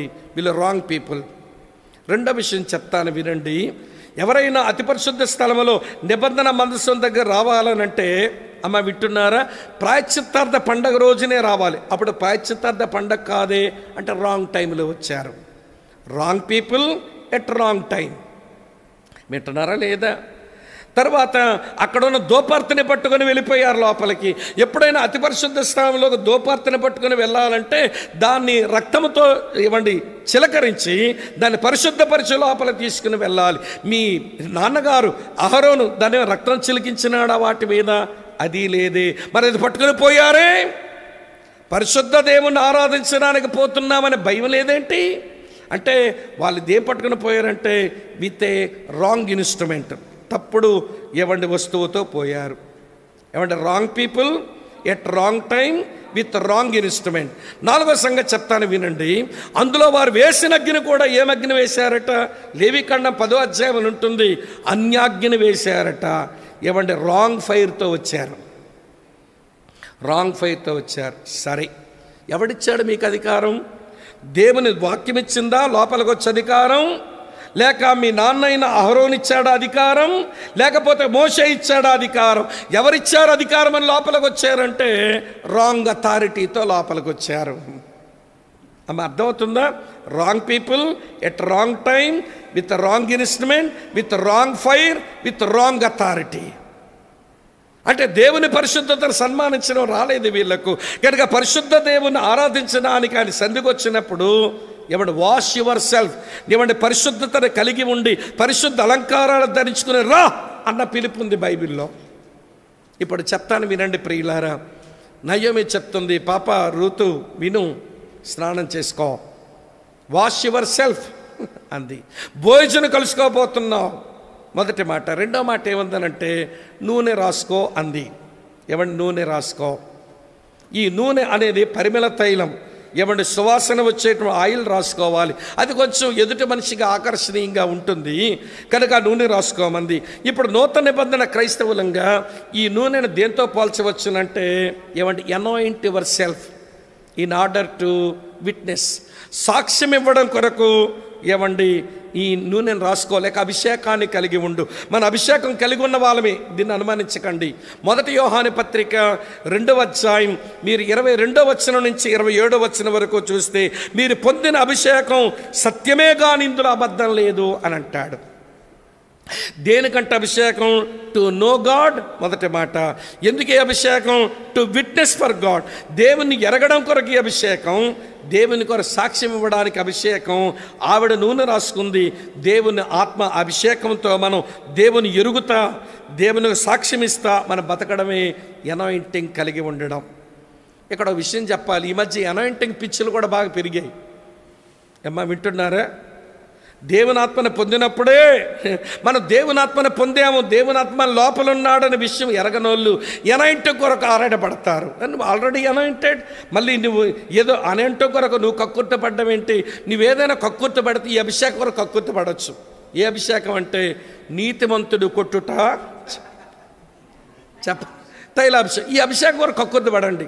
ఒక నీతిమంతుడు నన్ను కొట్టాలి, నన్ను జీవితాన్ని సరిచెయ్యాలి, అతను నాకు శిల్పిగా ఉండి చెక్కాలి అని ఒక నీతిమంతుని అధికారం కింద ఉండి అతను కొట్టే అభిషేకం పొందంటే ఆ అభిషేకం వద్దంట. మరి ఏ అభిషేకం కావాలి? ఏదో పొందాము, ఏదో వాగుతాము, ఏదో చేస్తాము అని చెప్పి ఏమేమో పిచ్చి పిచ్చి మాలోకాలు చేస్తున్నారు మన వాళ్ళు. ఇలాగంటే మన వాళ్ళకి ఒళ్ళు మండుద్ది అన్నట్టు. సరేండి, వాళ్ళ సంగతి వదిలేసేయండి. Wash your self in order to worship, anoint yourself in order to witness. అయిపోయింది 2. 3వ మాట ఏంటో తెలుసా? బట్టలు మార్చుకో అన్నాడు. అంతవరకు అమ్మా నువ్వు వేసుకున్న వైదవ్య బట్టలు తీసేయి, విడో డ్రెస్ అనకూడదిక, నువ్వు భోజనం కలుసుకోబోతున్నావు. మనకు దేవుడు ఏమంటాడో తెలుసా? అపరాధాలతో పాపాల చేత చచ్చి ప్రేత వస్త్రాలతో పట్టుకున్నారు మీరంతా. తీసేయండి మీ ప్రేత వస్త్రాలు, చచ్చిన బట్టలు తీయండి. తీసిన తర్వాత వినండి, మీరు మీ వరుడు కలుసుకోవడానికి, మీతో పెళ్లి చేసుకోబోయేటువంటి మీ వరుణ్ణి కలుసుకోవడానికి వెళ్ళబోతున్నారు, మీ బ్రైడ్ గ్రూమ్ని కలుసుకోవడానికి వెళ్ళబోతున్నారు. న్యూ డ్రెస్ వేసుకోండి. Clothing in order to walk. ఆయనతో కలిసి నడవడానికి వస్త్రాలు మార్చుకోండి, అంటే మీ ప్రవర్తన మార్చుకోండి. యోధా పత్రిక 24-25 వచనాల్లో మనం చూస్తాము. 23 వచనంలో చూస్తాము. వస్త్రాలు ప్రవర్తనకు రుజువు అని యోధా రాశాడు. కనుక ప్రవర్తన మార్చుకుందాం దేవునితో నడవడానికి. వినండి, ఒక విషయం మీతో చెప్తాను. ఎంత చక్కగా ఉందండి అనుభవం.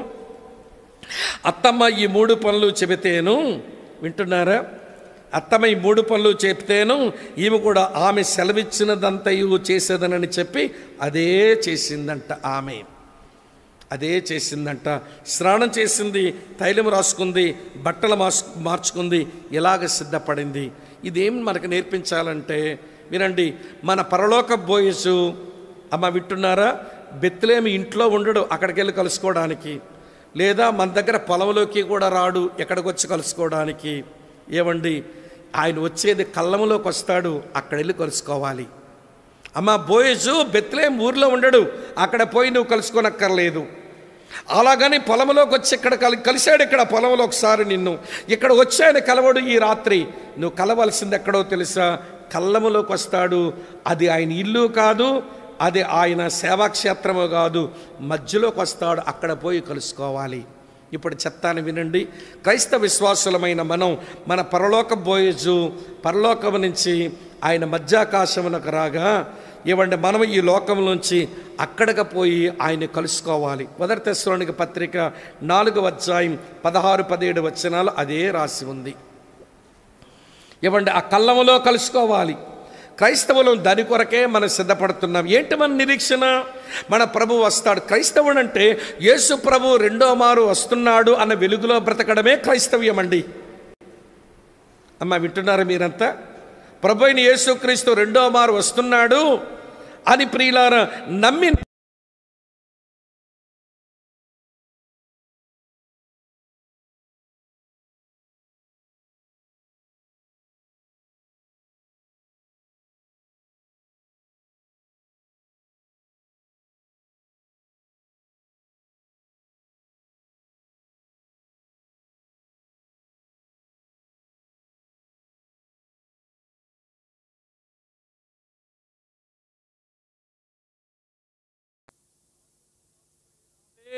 రాజ్యయేసు రాజ్యమేళ రావే చాలా బాగా పాడతారు ఈ రాకడ గురించి. కొంచెం ఎవాంజలికల్ గ్రూప్స్ అంటే వినండి, బ్రదర్ అండ్ బక్సింగ్, మా ఇండిపెండెంట్ ఎవాంజలికల్ ఫెలోషిప్స్, ఎల్ఈఎఫ్, వీళ్ళ దగ్గర ఏసే రాకడ గురించి పాట ఉంది. మనమేం పాడతామంటే విన్నాడు, గగనము చీల్చుకొని యేసు గనులను తీసుకొని వేవేల పరిశుద్ధులతో దేవుడు వేగమర ప్రభు వేగమరానుండి అని మనం పాడతాం. పెంతెకొస్తలు తక్కువ తిన్నారు. అసలు వాళ్ళు పాడితే ఊపు ఉంటుంది, అసలు డ్రమ్ము కొట్టే పాడితే ఊపు వస్తుంది అనమాట. వాళ్ళ పాట ఏంటో తెలుసా? యేసు రాజుగా వచ్చుచున్నాడు. దీనికి డ్రమ్ము తగిలితే ఉంటుంది, భూలోకమంతా తెలుసుకుంటారు. రావి కోటి తేజుడు రమ్యమైన దేవుడు రారాజుగా వచ్చుచున్నాడు. వద్దురండి, పాట అంత వద్దురండి. అక్కడేమో మెయిన్ లైన్ చర్చలు పాడుతున్నారు, ఇక్కడ ఎవాంజలికల్ గ్రూప్స్ పాడుతున్నారు, అక్కడ పెంటెకొస్తల్స్ పాడుతున్నారు. నాకు తెలియక ఒక విషయం అడుగుతాను, యేసు త్వరగా వస్తాడు సిద్ధపడాలని పాడుతున్నారు కదా, మంచిది పాడండి. కానీ ఈరోజు నువ్వు కట్టుకున్న ఇల్లు, నువ్వు దాచుకున్న డబ్బులు, నువ్వు జీవిస్తున్న జీవిత విధానం ఆయన త్వరగా వస్తాడు అన్నట్టే ఉన్నాయా? నా ప్రశ్న అర్థమైందో లేదో? ఈరోజు మనం కట్టుకున్న ఇల్లులు, మనం దాచుకున్న పైసలు, మనం జీవిస్తున్న జీవన విధానం ఆయన త్వరగా వస్తాడు అన్నట్టే ఉన్నాయా అంటే అట్లా లేవు. అందుకని లోకస్తులకి మా ప్రభు త్వరగా వస్తాడు అని మనం సువార్త చెప్తుంటే ఉత్తుత్తుదే అనుకుంటున్నారు. వాళ్ళు విక్రిస్తున్నారండి. యేసయ్య రాకడ సత్యాన్ని విక్రింతల పాలు చేశాం మనం. మీరు నవ్వుతారేమో కానీ నిజం జరిగింది చెప్తాను. హైదరాబాద్లో ఒక హెబ్రోన్ అసెంబ్లీ వాళ్ళు ఎండ్ టైమ్ ఈవెంట్స్ మీద టీచింగ్ ప్రోగ్రాం పెట్టారు. దానికి నన్ను పిలిచారు. రోజుకి 2 సంఘటనలు చెప్పున 5 రోజులు teaching programmes, end time events మీద 10 సంభవాల మీద రోజుకు 2 చెప్పున నేను వాక్యం చెప్పడం మొదలుపెట్టా. వెరీ ఫస్ట్ డే ఆయన రాకడ గురించి, సంఘం ఎత్తబడ్డానికి గురించి చెప్పిన తర్వాత ఏమంటే వాడి పేరు వెంకటేష్ అంట. వాడు వచ్చి, అన్న ఏం చెప్పినారన్న యేసయ్య రాకడ గురించి, మీరు చెప్పినవన్నీ భలే రాసేసుకున్నానన్నా, మీరు బోర్డు మీద వేసిన చార్ట్లు రాసేసుకున్నా, మొత్తం నోటి చూపించాడు. చాలా సంతోషం తమ్ముడు అనేసరికి అంటాడు, మాది శ్రీకాకుళమేనన్నా అన్నాడు. ఓ ప్రాంతీయ పిచ్చి అన్నమాట. శ్రీకాకుళమైన ఏ ఊరు అంటే ఊరు చెప్పాడు, పలకరించుకున్నాం, అర్థమైంది. ఎంతకాలం నుంచి వస్తున్నావు అసెంబ్లీకి అన్నాను. వాడు టైం చెప్పాడు. నమ్మకంగా ప్రభువుని సేవించు తమ్ముడు, ఇదేమంటే భయంతో భక్తితో జీవించు, ఎక్కడో శ్రీకాకుళం జిల్లా నుంచి హైదరాబాద్ వచ్చే బతుకుతున్నావు, జాగ్రత్తగా భక్తి చేసుకో అన్న తర్వాత మాట్లాడడం మొదలుపెట్టాడు. అన్నా మన కాన్వకేషన్కి నువ్వే స్పీకర్గా రావాలన్నా, ఏం చెప్పినామన్నా యేసయ్య రాకడ గురించి నువ్వే రావాలన్నాడు. నేను ఎందుకు వీడికి ఏమర్థమైందో చూద్దాం అనిపించింది నాకే.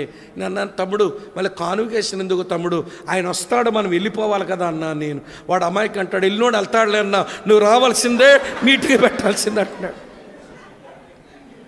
ఇల్లోడు వెళ్తాడులే అన్నా, నువ్వు రావాల్సిందే, మీటింగులు జరగాల్సిందే అంటున్నాడు. అంటే వీడికి ఎంతసేపు విన్నది నోట్స్ మీద రాసుకుంది, ఏమెక్కింది బుర్రక వీడికి? ఆమె అర్థమైంది నేను చెప్పే విషయం. ఈరోజు క్రైస్తవులు యేసయ్య రాకడ గురించి అలాంటి గ్రహింపుతోనే ఉన్నాం. అందుకే లోకానికి యేసయ్య రాకడ నవ్వులాట అయిపోయింది. వినండి, ఒక విషయం చెప్తాను. యేసు ప్రభు యొక్క రాకడ సత్యం ఎంత గట్టిగా ఎందుకు నమ్మాలో చెప్తాను వినండి. యోహాను సువార్త 14:3 యేసయ్య అన్నాడు, మీ హృదయాలు కలవరపడనీయకండి, నా తండ్రి యందు విశ్వాసం ఉంచారు, నా యందు విశ్వాసం ఉంచండి. మీ స్థలము సిద్ధపరచ వెళ్తున్నాను, స్థలము సిద్ధపరిచిన తర్వాత మళ్ళీ వచ్చి చిరకాలం మీరు నాతో ఉండినట్లు నేను తీసుకుపోతానన్నాడు. దేవుని కుమారుడే నోరారా చెప్పాడు. తర్వాత అపోస్తలుల కార్యం 1:11 దేవుని దూతలు అంటున్నారు, హే గల్లే మనుషులారా, మీరు ఎందుకు అలాగా తేరి చూస్తున్నారు? మీ యొద్ద నుంచి కొనుపోబడి ఈ యేసే ఎలాగ కొనుపోబడుతున్నాడో అలా వస్తాడు అని దేవుని దూతలు చెప్పారు, దేవుని కుమారుడు చెప్పాడు, దేవుని దూతలు చెప్పారు. 1 తెస్సలోనిక పత్రిక 4:16 ఆర్భాటముతోనూ ప్రధాన దూత శబ్దముతోనూ దేవుని కుమారుడు ప్రత్యక్షమవుతాడని ఒక దేవుని సేవకుడు చెప్పాడు. ఏదైనా ఒక విషయం మనం ధృవీకరించడానికి, అమ్మ వింటున్నారా, ఏదైనా ఒక విషయం ధృవీకరించడానికి 2 లేక 3 సాక్షులు అవసరం. యేసయ్య రాకడ సత్యాన్ని గురించి దేవుని కుమారుని సాక్ష్యం, దేవుని దూతల సాక్ష్యం, దేవుని సేవకుని సాక్ష్యం ఉంది. ఈ సత్యాన్ని గట్టిగా నమ్మి బతకడం మనకి చేత కావాలి. ఇది ఎలా బతకడం చేతనవ్వాలో చెప్తాను వినండి. టైం అయిపోతుంది కానీ చెప్పక తప్పదు. ఓపిక ఉందా? మీ మొక్కలు సొరకాయ మొక్కలు అవుతాయని చూస్తున్నాను ఎవరి పట్ల. సరే, ఆసక్తి ఉంటే ఒక 10 నిమిషాల్లో ముగిస్తాను వినండి. 3వ పాయింట్ కూడా చెప్పాలిగా, సరే చెప్తానులేండి వినండి. అమ్మ వింటున్నారా? ఒక చిన్న పిల్లాడు చెరుగొట్టు మీద గాలిపటం ఎగరేసుకుంటున్నట్ట. నీరు చాలా ఎక్కువగా ఉంది చెరువులో. ఆ చెరువుగొట్టు మీద వాడు గాలిపటం ఎగరేస్తుంటేను వాళ్ళ తాతయ్య గారు చివరే, నీరు ఎక్కువగా ఉన్నాయరా చెరువులో, చెరువుగొట్టు దగ్గర ఏం చేస్తున్నావు నువ్వు అన్నాడు. ఈ చిన్నపిల్లాడు అన్నట్ట, గాలిపటం ఎగరేస్తున్నాను తాతయ్య గారు అన్నాడు. గాలిపటం ఎగరేస్తున్నావా? ఏది ఎక్కడా అన్నాడు. ఇతగాడు వయసే ముసలోడు, 70-80 సంవత్సరాలు, ఏం కనబడుతుంది?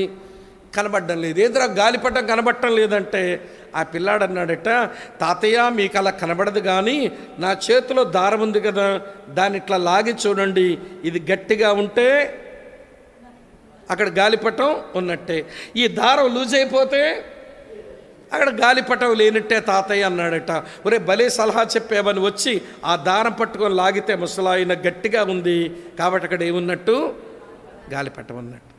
ఈరోజు యేసు ప్రభు త్వరగా వస్తాడని చెబుతుంటే మేము నమ్మలేకపోతున్నామండి అంటే మనం అనాలి, మా విశ్వాసపు దారం లాగి చూడండి, ఇది గట్టిగా ఉంటే మా యేసయ్య వస్తాడని సత్యం అక్కడుంది. మా దారమే లూజ్ అయిపోతే యేసయ్య వస్తాడని సత్యము లేనట్టే అని చెప్పాల్సిన మనమే. వినండి ప్రియుల, పాడేమో పాడతారు, యేసు రాజుగా వచ్చుచున్నాడు, భూలోకం అంతా తెలుసుకుంటాడు. రాజాది రాజా రావే, రాజులకు రాజువై రావే, గగనము చీల్చుకొని యేసు గనులను తీసుకొని. నేను నా ప్రశ్న ఏంటనంటే, ఆర్ యు రెడీ? ఆయన వస్తాడు, నువ్వు సిద్ధమేనా? నయ్యమే చెప్తుంది, పాప ఇలా సిద్ధపడు.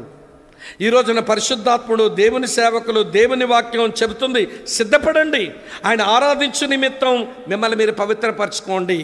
ఆయన కొరకు సాక్ష్యం ఇవ్వడం కొరకు మిమ్మల్ని మీరు అభిషేకంతో బ్రతకండి. మీరు ఆయనతో కలిసి నడవడం కొరకు మీ ప్రవర్తనలు మార్చుకోండి అని చెబుతుంటే ప్రిపరేషనే లేకపోతే ఇక ఎత్తబడేది ఏమి సంభవం అవుతుంది? అది మనమే ఆలోచించుకోవాలి.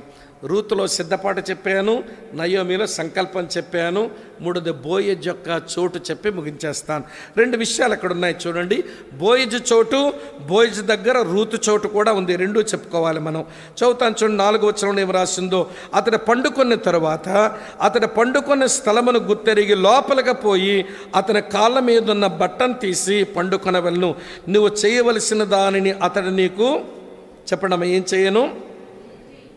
అతడు పండుకొనిన స్థలమును గుర్తెరిగి, అమ్మా అతను ఎక్కడ పండుకున్నాడో ఆ స్థలము గుర్తెరుగు, జాగ్రత్తగా గుర్తెరిగి నువ్వు చేయవలసిన పనిటో తెలిసి. 7వ వచనంలో వినండి, లోపలికి పోయి ధాన్యపు కుప్ప యొద్ద పండుకున్నప్పుడు ఆమె మెల్లగా పోయి అతని కాళ్ళ మీద ఉన్న బట్ట తీసి పండుకొనెను. నీ స్థానం ఆయన కాళ్ళ దగ్గర, ఆయన పండుకునే చోటు కూడా నీవు గుర్తెరగాలి. ఆయన పండుకునే చోటు గుర్తెరుగు. అతని కాళ్ళ మీద దుప్పటి తీసి కాళ్ళ మీద తలకాయ పెట్టుకో. జరగవలసిందేదో జరుగుద్ది. నిరీక్షణతో, విశ్వాసంతో ఈ పని చెయ్యమ్మాయి అని పంపించింది. ఇప్పుడు చెప్తాను వినండి. బోయేజ్ యొక్క స్థలమును గుర్తెరగాలి. ఎందుకంటే కళ్ళములో ఎవరెవరో పడుకుంటే ఎవరి దగ్గరకో వీళ్ళు అట్లా అందరూ నీకు సమీప బంధువులు కాదు. బోయేజ్ ఒక్కడు మాత్రమే నీకు సమీప బంధువు ఇక్కడ. కనుక ఆయన పండుకున్న చోటును గుర్తెరగాలి. అది మనసులో పెట్టండి. ఈరోజు యేసయ్య చోటు కూడా మనం గుర్తెరగాలి. యేసయ్య చోటును గుర్తెరిగితే యేసయ్యను గురించి చాలా విషయాలు నేర్చుకుంటాం మనం. ఇలా జ్ఞాపకం చేస్తాను వినండి. తొట్టులో ఉన్నాడు కదండి. ఎక్కడున్నాడు ఆయన? తొట్టులో పడుకున్నాడు. అది ఆయన చోటు. ఆ చోటును గుర్తెరిగితే మనకి ఏమర్థం అవుద్దంటే, ఆకాశము నా సింహాసనం, ఈ భూమి నా పాదపీఠమని చెప్పిన అంత పెద్ద దేవుడు చిన్నవాడైపోయాడు అనేది మనకు తెలిస్తే, క్రైస్తవ్యంలో మన పెద్దాలం అవ్వడానికి ప్రయత్నం చేయకూడదు, మన చిన్నలం అవ్వడానికి ప్రయత్నం చేయాలి. ట్రూ క్రిస్టియన్స్ ఎప్పుడు చిన్నగా ఉండడానికి ఇష్టపడతారు. వల్నరబిలిటీ ఉంటుంది. చిన్నవాళ్ళం అయిపోదామని ఉండాలి. నేను పెద్దోళం అయిపోదామని ఉందంటే నువ్వు ఏరో కేసును నువ్వు చూసావన్నమాట. తొట్టులో పడుకున్న యేసును చూస్తే ఆయన చిన్నైపోయాడు. ఇంగ్లీష్లో మంచి పాట ఉంటుంది, మేరీ డిడ్ యూ నో, ఓ మరియా నీకు తెలుసా నీ పొట్టలో ఎవరిని మోసావో? సృష్టికర్త ఆయన, నేల మీద నడిచేవాడు ఆయన, చచ్చిన వాడిని లేపేవాడు ఆయన, అంత పెద్ద దేవుడు నీ పొట్టలో చిన్న పిండమైపోయాడు. వింటున్నారా మీరంతా? అమ్మ అర్థమవుతున్నదా? సృష్టికర్త అయిన దేవుడు ఆయన చాలా పెద్ద ఆయన. ఆయన చేసిన సృష్టిలో చాలా సూర్య కుటుంబాలు ఉన్నాయి. అందులో మనమున్న సూర్య కుటుంబంలో వినండి, భూమి ఒక చిన్న గోళం. ఈ భూమిలో వింటున్నారా, పాలస్తీనా దేశం ఒక చిన్నది, ఇస్రాయల్ దేశం చిన్నది. ఆ ఇస్రాయల్ దేశంలో వింటున్నారా మీరంతా, ఏమండి, ఆ నజరేతు నుంచి బెత్లెహేముకి వెళ్ళే దారి మరీ చిన్న దారి. ఆ చిన్న దారి మీద ఒక చిన్న గాడిద పిల్ల, ఆ గాడిద పిల్ల మీద ఏమో కన్యక అయిన మరియకు వచ్చింది. ఆ కన్యకర మరియ పొట్టలో చిన్న పసికొంద అయిపోయాడు ఆయన.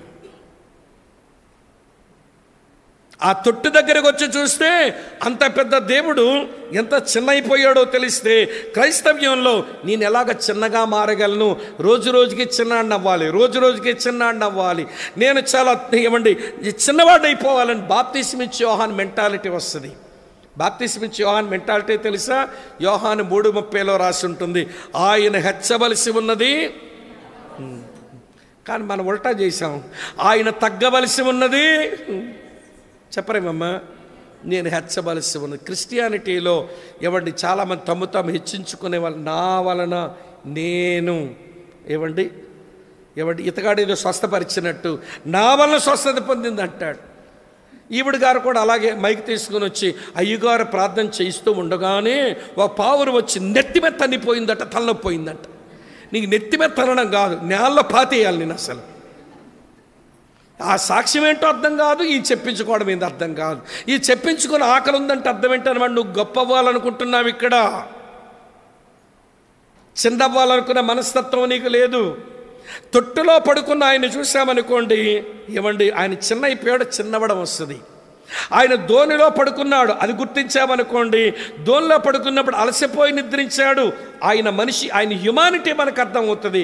ఆయన శరీరంతో ఉండి కూడా మన వలె అన్ని విషయాలు శోధించబడిన పాపం లేనివాడుగా ఉన్నాడు, హెబ్రీ 4:15 ప్రకారం. అది అర్థం చేసుకుంటే ఏమంటే తలగడ మీద తల పెట్టుకొని ధోనిలో పడుకొని యేసును గుర్తెరిగితే శరీరంతో ఉన్న శోధన జయించాలనే విషయం నేర్చుకోవాలి. అటు తర్వాత ఆయన గెత్సెమనే తోటలోకి వచ్చాడు. అక్కడుండి ఆయన చూస్తే తండ్రి చిత్తం చేయడానికి తను అప్పగించుకున్న యేసును మనం చూస్తాం. అటు తర్వాత వింటున్నారు ప్రియులారా, సమాధి దగ్గరకు వచ్చి చూస్తే అక్కడున్న యేసు పాపం మీద మరణం మీద విజయం పొందిన యేసును చూస్తాం. యేసును గుర్తించు, నీ పరలోకపు యేసును రికగ్నైజ్ చేయి. ఎక్కడున్నాడు ఆయన? ఆ యేసును గుర్తించడం రాకపోతే మళ్ళీ రావలసిన మార్పులు మనకి రావు. సరిగ్గా ఎక్కువ చెప్పలేను. ఎవడి తొట్టులో ఉన్న యేసును చూస్తే చిన్నబడం వస్తుంది. అమ్మ వింటున్నారా? ఎవరి ధోనిలో పడుకున్న యేసును చూస్తే శరీరంతో ఉన్న శోధన జయించడం కొరకు ప్రోత్సహించబడతాము. గెత్సెమనే తోటలో ఉన్న యేసును చూస్తే మనం దేవునికి లోబడ్డం నేర్చుకుంటాము. సమాధి దగ్గర ఉన్న యేసు ప్రభుని మనం చూస్తే పాపం మీ మరణం మీద వచ్చిన జయమును పొంది ఆ జయములోంచి అత్యధిక విజయానికి మనం ప్రయాణం చేస్తాం. సరే, అది ఏ చోటు? అది పరలోక పోయే చోటు. మరి నీ చోటేంటి చెప్పండి? రూత్ ఏ చోటు ఎంచుకుంది? ఏ చోటు మీద తలకాయ పెట్టుకోమంది అత్తమ్మ? ఆయన పాదముల దగ్గర నీ తలపెట్టు. మూడు విషయాలు వినండి. నీ పరలోక బోయస్ యొక్క పాదాల మీద తలకాయ పెట్టడం అంటే మూడు మీనింగ్స్ అండి. ఫస్ట్ మీనింగ్ ఏంటంటే డెడికేషన్, నిన్ను సమర్పించుకోవడానికి సాదృశ్యం. డెడికేషన్. రోమపత్రిక 12వ అధ్యాయం 2వ వచనం ప్రకారం మళ్ళీ మనం సమర్పించుకోవడమే, ఆయన పాదాల మీద పడ్డాం. ఇది రావాలి క్రైస్తవ సంఘానికి. నెంబర్ 2, రెండవ సంగతి ఆయన పాదాల దగ్గర కూర్చోవడం అనేది ఇల్యూమినేషన్. లూకాసు సువార్త 10:39లో మరియ ఆయన పాదాల దగ్గర కూర్చొని ఆమె మనోనేత్రాలు వెలిగించబడిన స్థాయికి వచ్చింది. ఆమె ఉత్తమమైన దాన్ని ఏర్పాటు చేసుకుంది అని అన్నాడు. ఒకటేమో డెడికేషన్, మరొకటేమో ఆత్మీయ ప్రకాశత, ఇల్యూమినేషన్. ఈరోజు ఉదయం మనం వర్షిప్ మెసేజ్లో విన్నాం. ప్రకటన 1:17లో అపోస్తలుడు యోహాను ఎక్కడున్నాడు? అమ్మ ఆయన పాదముల దగ్గర. ఇదేంటో ఎడోరేషన్, ఆరాధన కొరకు ఆయన పాదాల దగ్గర కూర్చోవాలి. అమ్మ వింటున్నారా? వినండి, ఆయన పాదాలే మనకు శరణం. నీ పాద సన్నిధికి కృపామయ యేసయ్య వస్తుంది. ఈ పాట తెలిసే ఉంటుందిగా మీకు. ఏమండి, నీ పాద సన్నిధికి కృపామయ యేసయ్యా నీ దగ్గరికి వస్తున్నా, నన్ను సమర్పించుకుంటున్నా, నీవిచ్చే ఆత్మీయ ప్రకాశతను పొందుతా, నేను హృదయపూర్వకంగా ఆరాధిస్తానని ఆయన పాదాల దగ్గర మనం బ్రతుకుదాం. ఆ కళ్ళం దగ్గర బ్రతుకు మనకు అదే, ప్రభు దగ్గర మన జీవితం అదే అర్థం చేసుకుని దాని భూమి మీద సాధన చేద్దాం. మెట్టుకు మనం నిరీక్షణ కలిగి బతుకుదాం. ఏంటమ్మా ఏమి నిరీక్షణ చెప్పాను? గుర్తున్న 5 మాటలు, 5 మాటలు కలిపి ఒక మాటలో పెట్టాను. చెప్పండి. శుభప్రదమైన నిరీక్షణ, బ్లెస్సెడ్ హోప్ అన్నాం. ఎందుకు అది బ్లెస్సెడ్ హోప్ అయిందనంటే అది పవిత్రపరిచే నిరీక్షణ. చెప్పండి. రెండో మాట ఏం చెప్పాను? అది ప్రోత్సాహపరిచే నిరీక్షణ, అది సవాలు చేసే నిరీక్షణ. చెప్పండి. తర్వాత ఏంటమ్మా చెప్పాను? అది సమైక్యపరిచే నిరీక్షణ, అది ఆదరించే నిరీక్షణ. మనం నిరీక్షణ జనులం, పీపుల్ ఆఫ్ హోప్. మనం నిరీక్షణ గల జనులం, నిరీక్షణ లేని వారం కాదు. ఆ నిరీక్షణ కలిగి బతికితే మంచి భవిష్యత్తులో. నిరీక్షణ అంటే ఏమి కాదండి. హోప్కి మీనింగ్ ఏంటనంటే faith in the future, that is hope. అంతే. హోప్ అంటారే క్రైస్తవులు. ఏంట్రా బాబు హోప్ అంటే? Faith in the future, that is hope. అంతే. భవిష్యత్తు మీద విశ్వాసం ఉండి బతకడమే నిరీక్షణ. అర్థమవుతుందా? యేసుక్రీస్తులో మనకు ఒక మంచి భవిష్యత్తు ఉంది. రూతుకు బోయజ్తో భవిష్యత్తు కొరకు అత్తమ్మ ఆలోచించింది. విశ్రాంతిని విచారించాలని విచారించానంది. ఈమె సిద్ధపడింది. బోయజ్ రావలసిన చోటుకే వచ్చాడు. తర్వాత విమోచించాడు. తర్వాత పెళ్ళయింది. తర్వాత ఒక బిడ్డ పుట్టాడు. ఆ బిడ్డ దావీదుకు వింటున్న తాత అయినాడు. మొత్తానికి దావీదు చరిత్ర రూతు గ్రంథంతోనే మళ్ళీ మొదలైపోయింది. మెట్టుకు నేను చెప్పగోరే విషయం ఏంటో తెలుసా? రండి. పురములో కళ్యాణం జరగాలనంటే కళ్ళములో కనిపెట్టడం రావాలి. కళ్ళములో కనిపెట్టడం రావాలంటే పొలములో పనిచేయడం రావాలి. పొలములో పనిచేయడం రావాలంటే రోడ్డు మీద ఏడవడం రావాలి. మార్గములో ఏడ్చిన ఆమె అందులో అందులో చాలా రిపెంటెన్స్ ఉంటుంది. డెసిషన్ మేకింగ్ జరుగుతాయి ఆ కన్యలలో. అక్కడ నుంచి పొలములోకి వచ్చి కష్టపడాలి. పొలంలోంచి అక్కడి నుంచి కళ్ళములోకి వచ్చి కనిపెట్టాలి. తర్వాత పురములోనేమో కళ్యాణం అవుతుంది ప్రభుతో. మనమంతా గొర్రెపిల్ల వివాహ మహోత్సవం కొరకు ఎదురు చూస్తున్నాము. ఆ గొర్రెపిల్ల యొక్క వధువు సంఘంగా మనం సిద్ధపడే క్రమంలో వినండి, సంకల్పాలు కలిగి ఉందాం, సిద్ధపాటు కలిగి ఉందాం, సరైన స్థలానికే చేరదాం, సరైన స్థలంలోనే మా తలలు పెట్టుకుని బ్రతుకుదాం. అట్టి కృప దేవుడు ఇవ్వాలని ప్రార్థన చేద్దాం. తల వంచండి, కళ్ళు మూసుకోండి. ఈ పాట వస్తే తమ్ముడాలు పాడతారు, ఒక 2 చరణాలైనా మోకరించండి. నీ పాద సన్నిధికి కృపామయ యేసయ్య అనే పాట ఒక 2-3 చరణాలన్నా పాడుకుని ప్రార్థన చేసుకుని ఆశీర్వాదంతో మనం కూడికలను ముగించుకుందాం. ప్రార్థన చేసుకుందాం. మోకరించండి అమ్మా.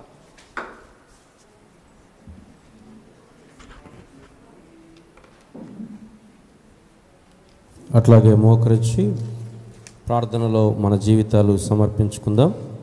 నీ పాద సన్నిధికి కృపామయ యేసయ్య, నీ ప్రేమ కనుగొనొచ్చు దేవా నే వచ్చితిని.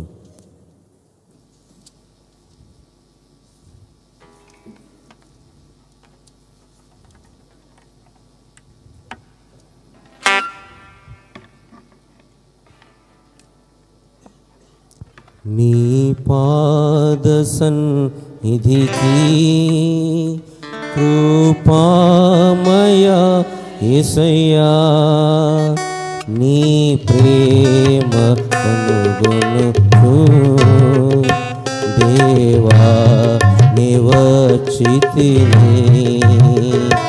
నీ ప్రేమ కనుగొనుచు దేవా నే వచ్చితిని. విశ్రాంతి ఇచ్చెడు దేవా, శ్రమలెల్ల తీర్చుమయా. విశ్రాంతి ఇచ్చెడు దేవా, శ్రమలెల్ల తీర్చుమయా. సిలువాయన ఆశ్రయము హాయిగా నచ్చందెదను. సిలువాయన ఆశ్రయము హాయిగా నచ్చందెదను. నీ పాద నిధికి కృపామయ యేసయ్యా, నీ ప్రేమ కనుగొనుచు దేవా నే వచ్చితిని. నీ ప్రేమ కనుగొనుచు దేవా నే వచ్చితిని. నరమాతృడవు నీవు కావు, మొరనాలకించుము. నరమాతృడవు నీవు కావు, మొరనాలకించుము. మనసార ప్రార్థించు యేసుని దరి చేరెదను. మనసార ప్రార్థించు యేసుని దరి చేరుదును. నీ పాద సన్నిధికి కృపామయ యేసయ్యా, నీ ప్రేమ కనుగొనుచు దేవా నే వచ్చితిని. నీ ప్రేమ కనుగొనుచు దేవా చితిని.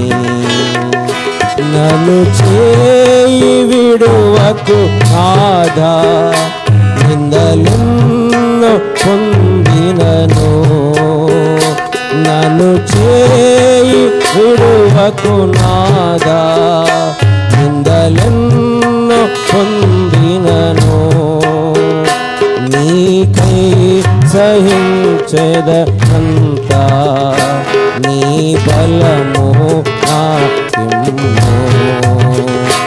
నీకై సహించెదనంతా, నీ బలము నాకిమ్ము. నీ పాద పాద సన్నిధికి కృపామయ యేసయ్యా నీ ప్రేమ కనుగొనుచు దేవా నివచితిని నీ ప్రేమ దేవా నివచితిని జీవించి ఎదుగునట్లు జయ జీవితం విమ్మో జీవించి ఎదుగునట్లు జయ జీవితం విమ్మో ఫలించి వర్ధిల్లుటకై ప్రభువాని కృపనిమ్మో ఫలించి వర్ధిల్లుటకై ప్రభువా నీ కృపనిమ్మో నీ పాద సన్నిధికి కృపామయ యేసయ్యా నీ ప్రేమ కనుగొనుచు దేవా నివచితిని నీ ప్రేమ కనుగొనుచు దేవా చితిని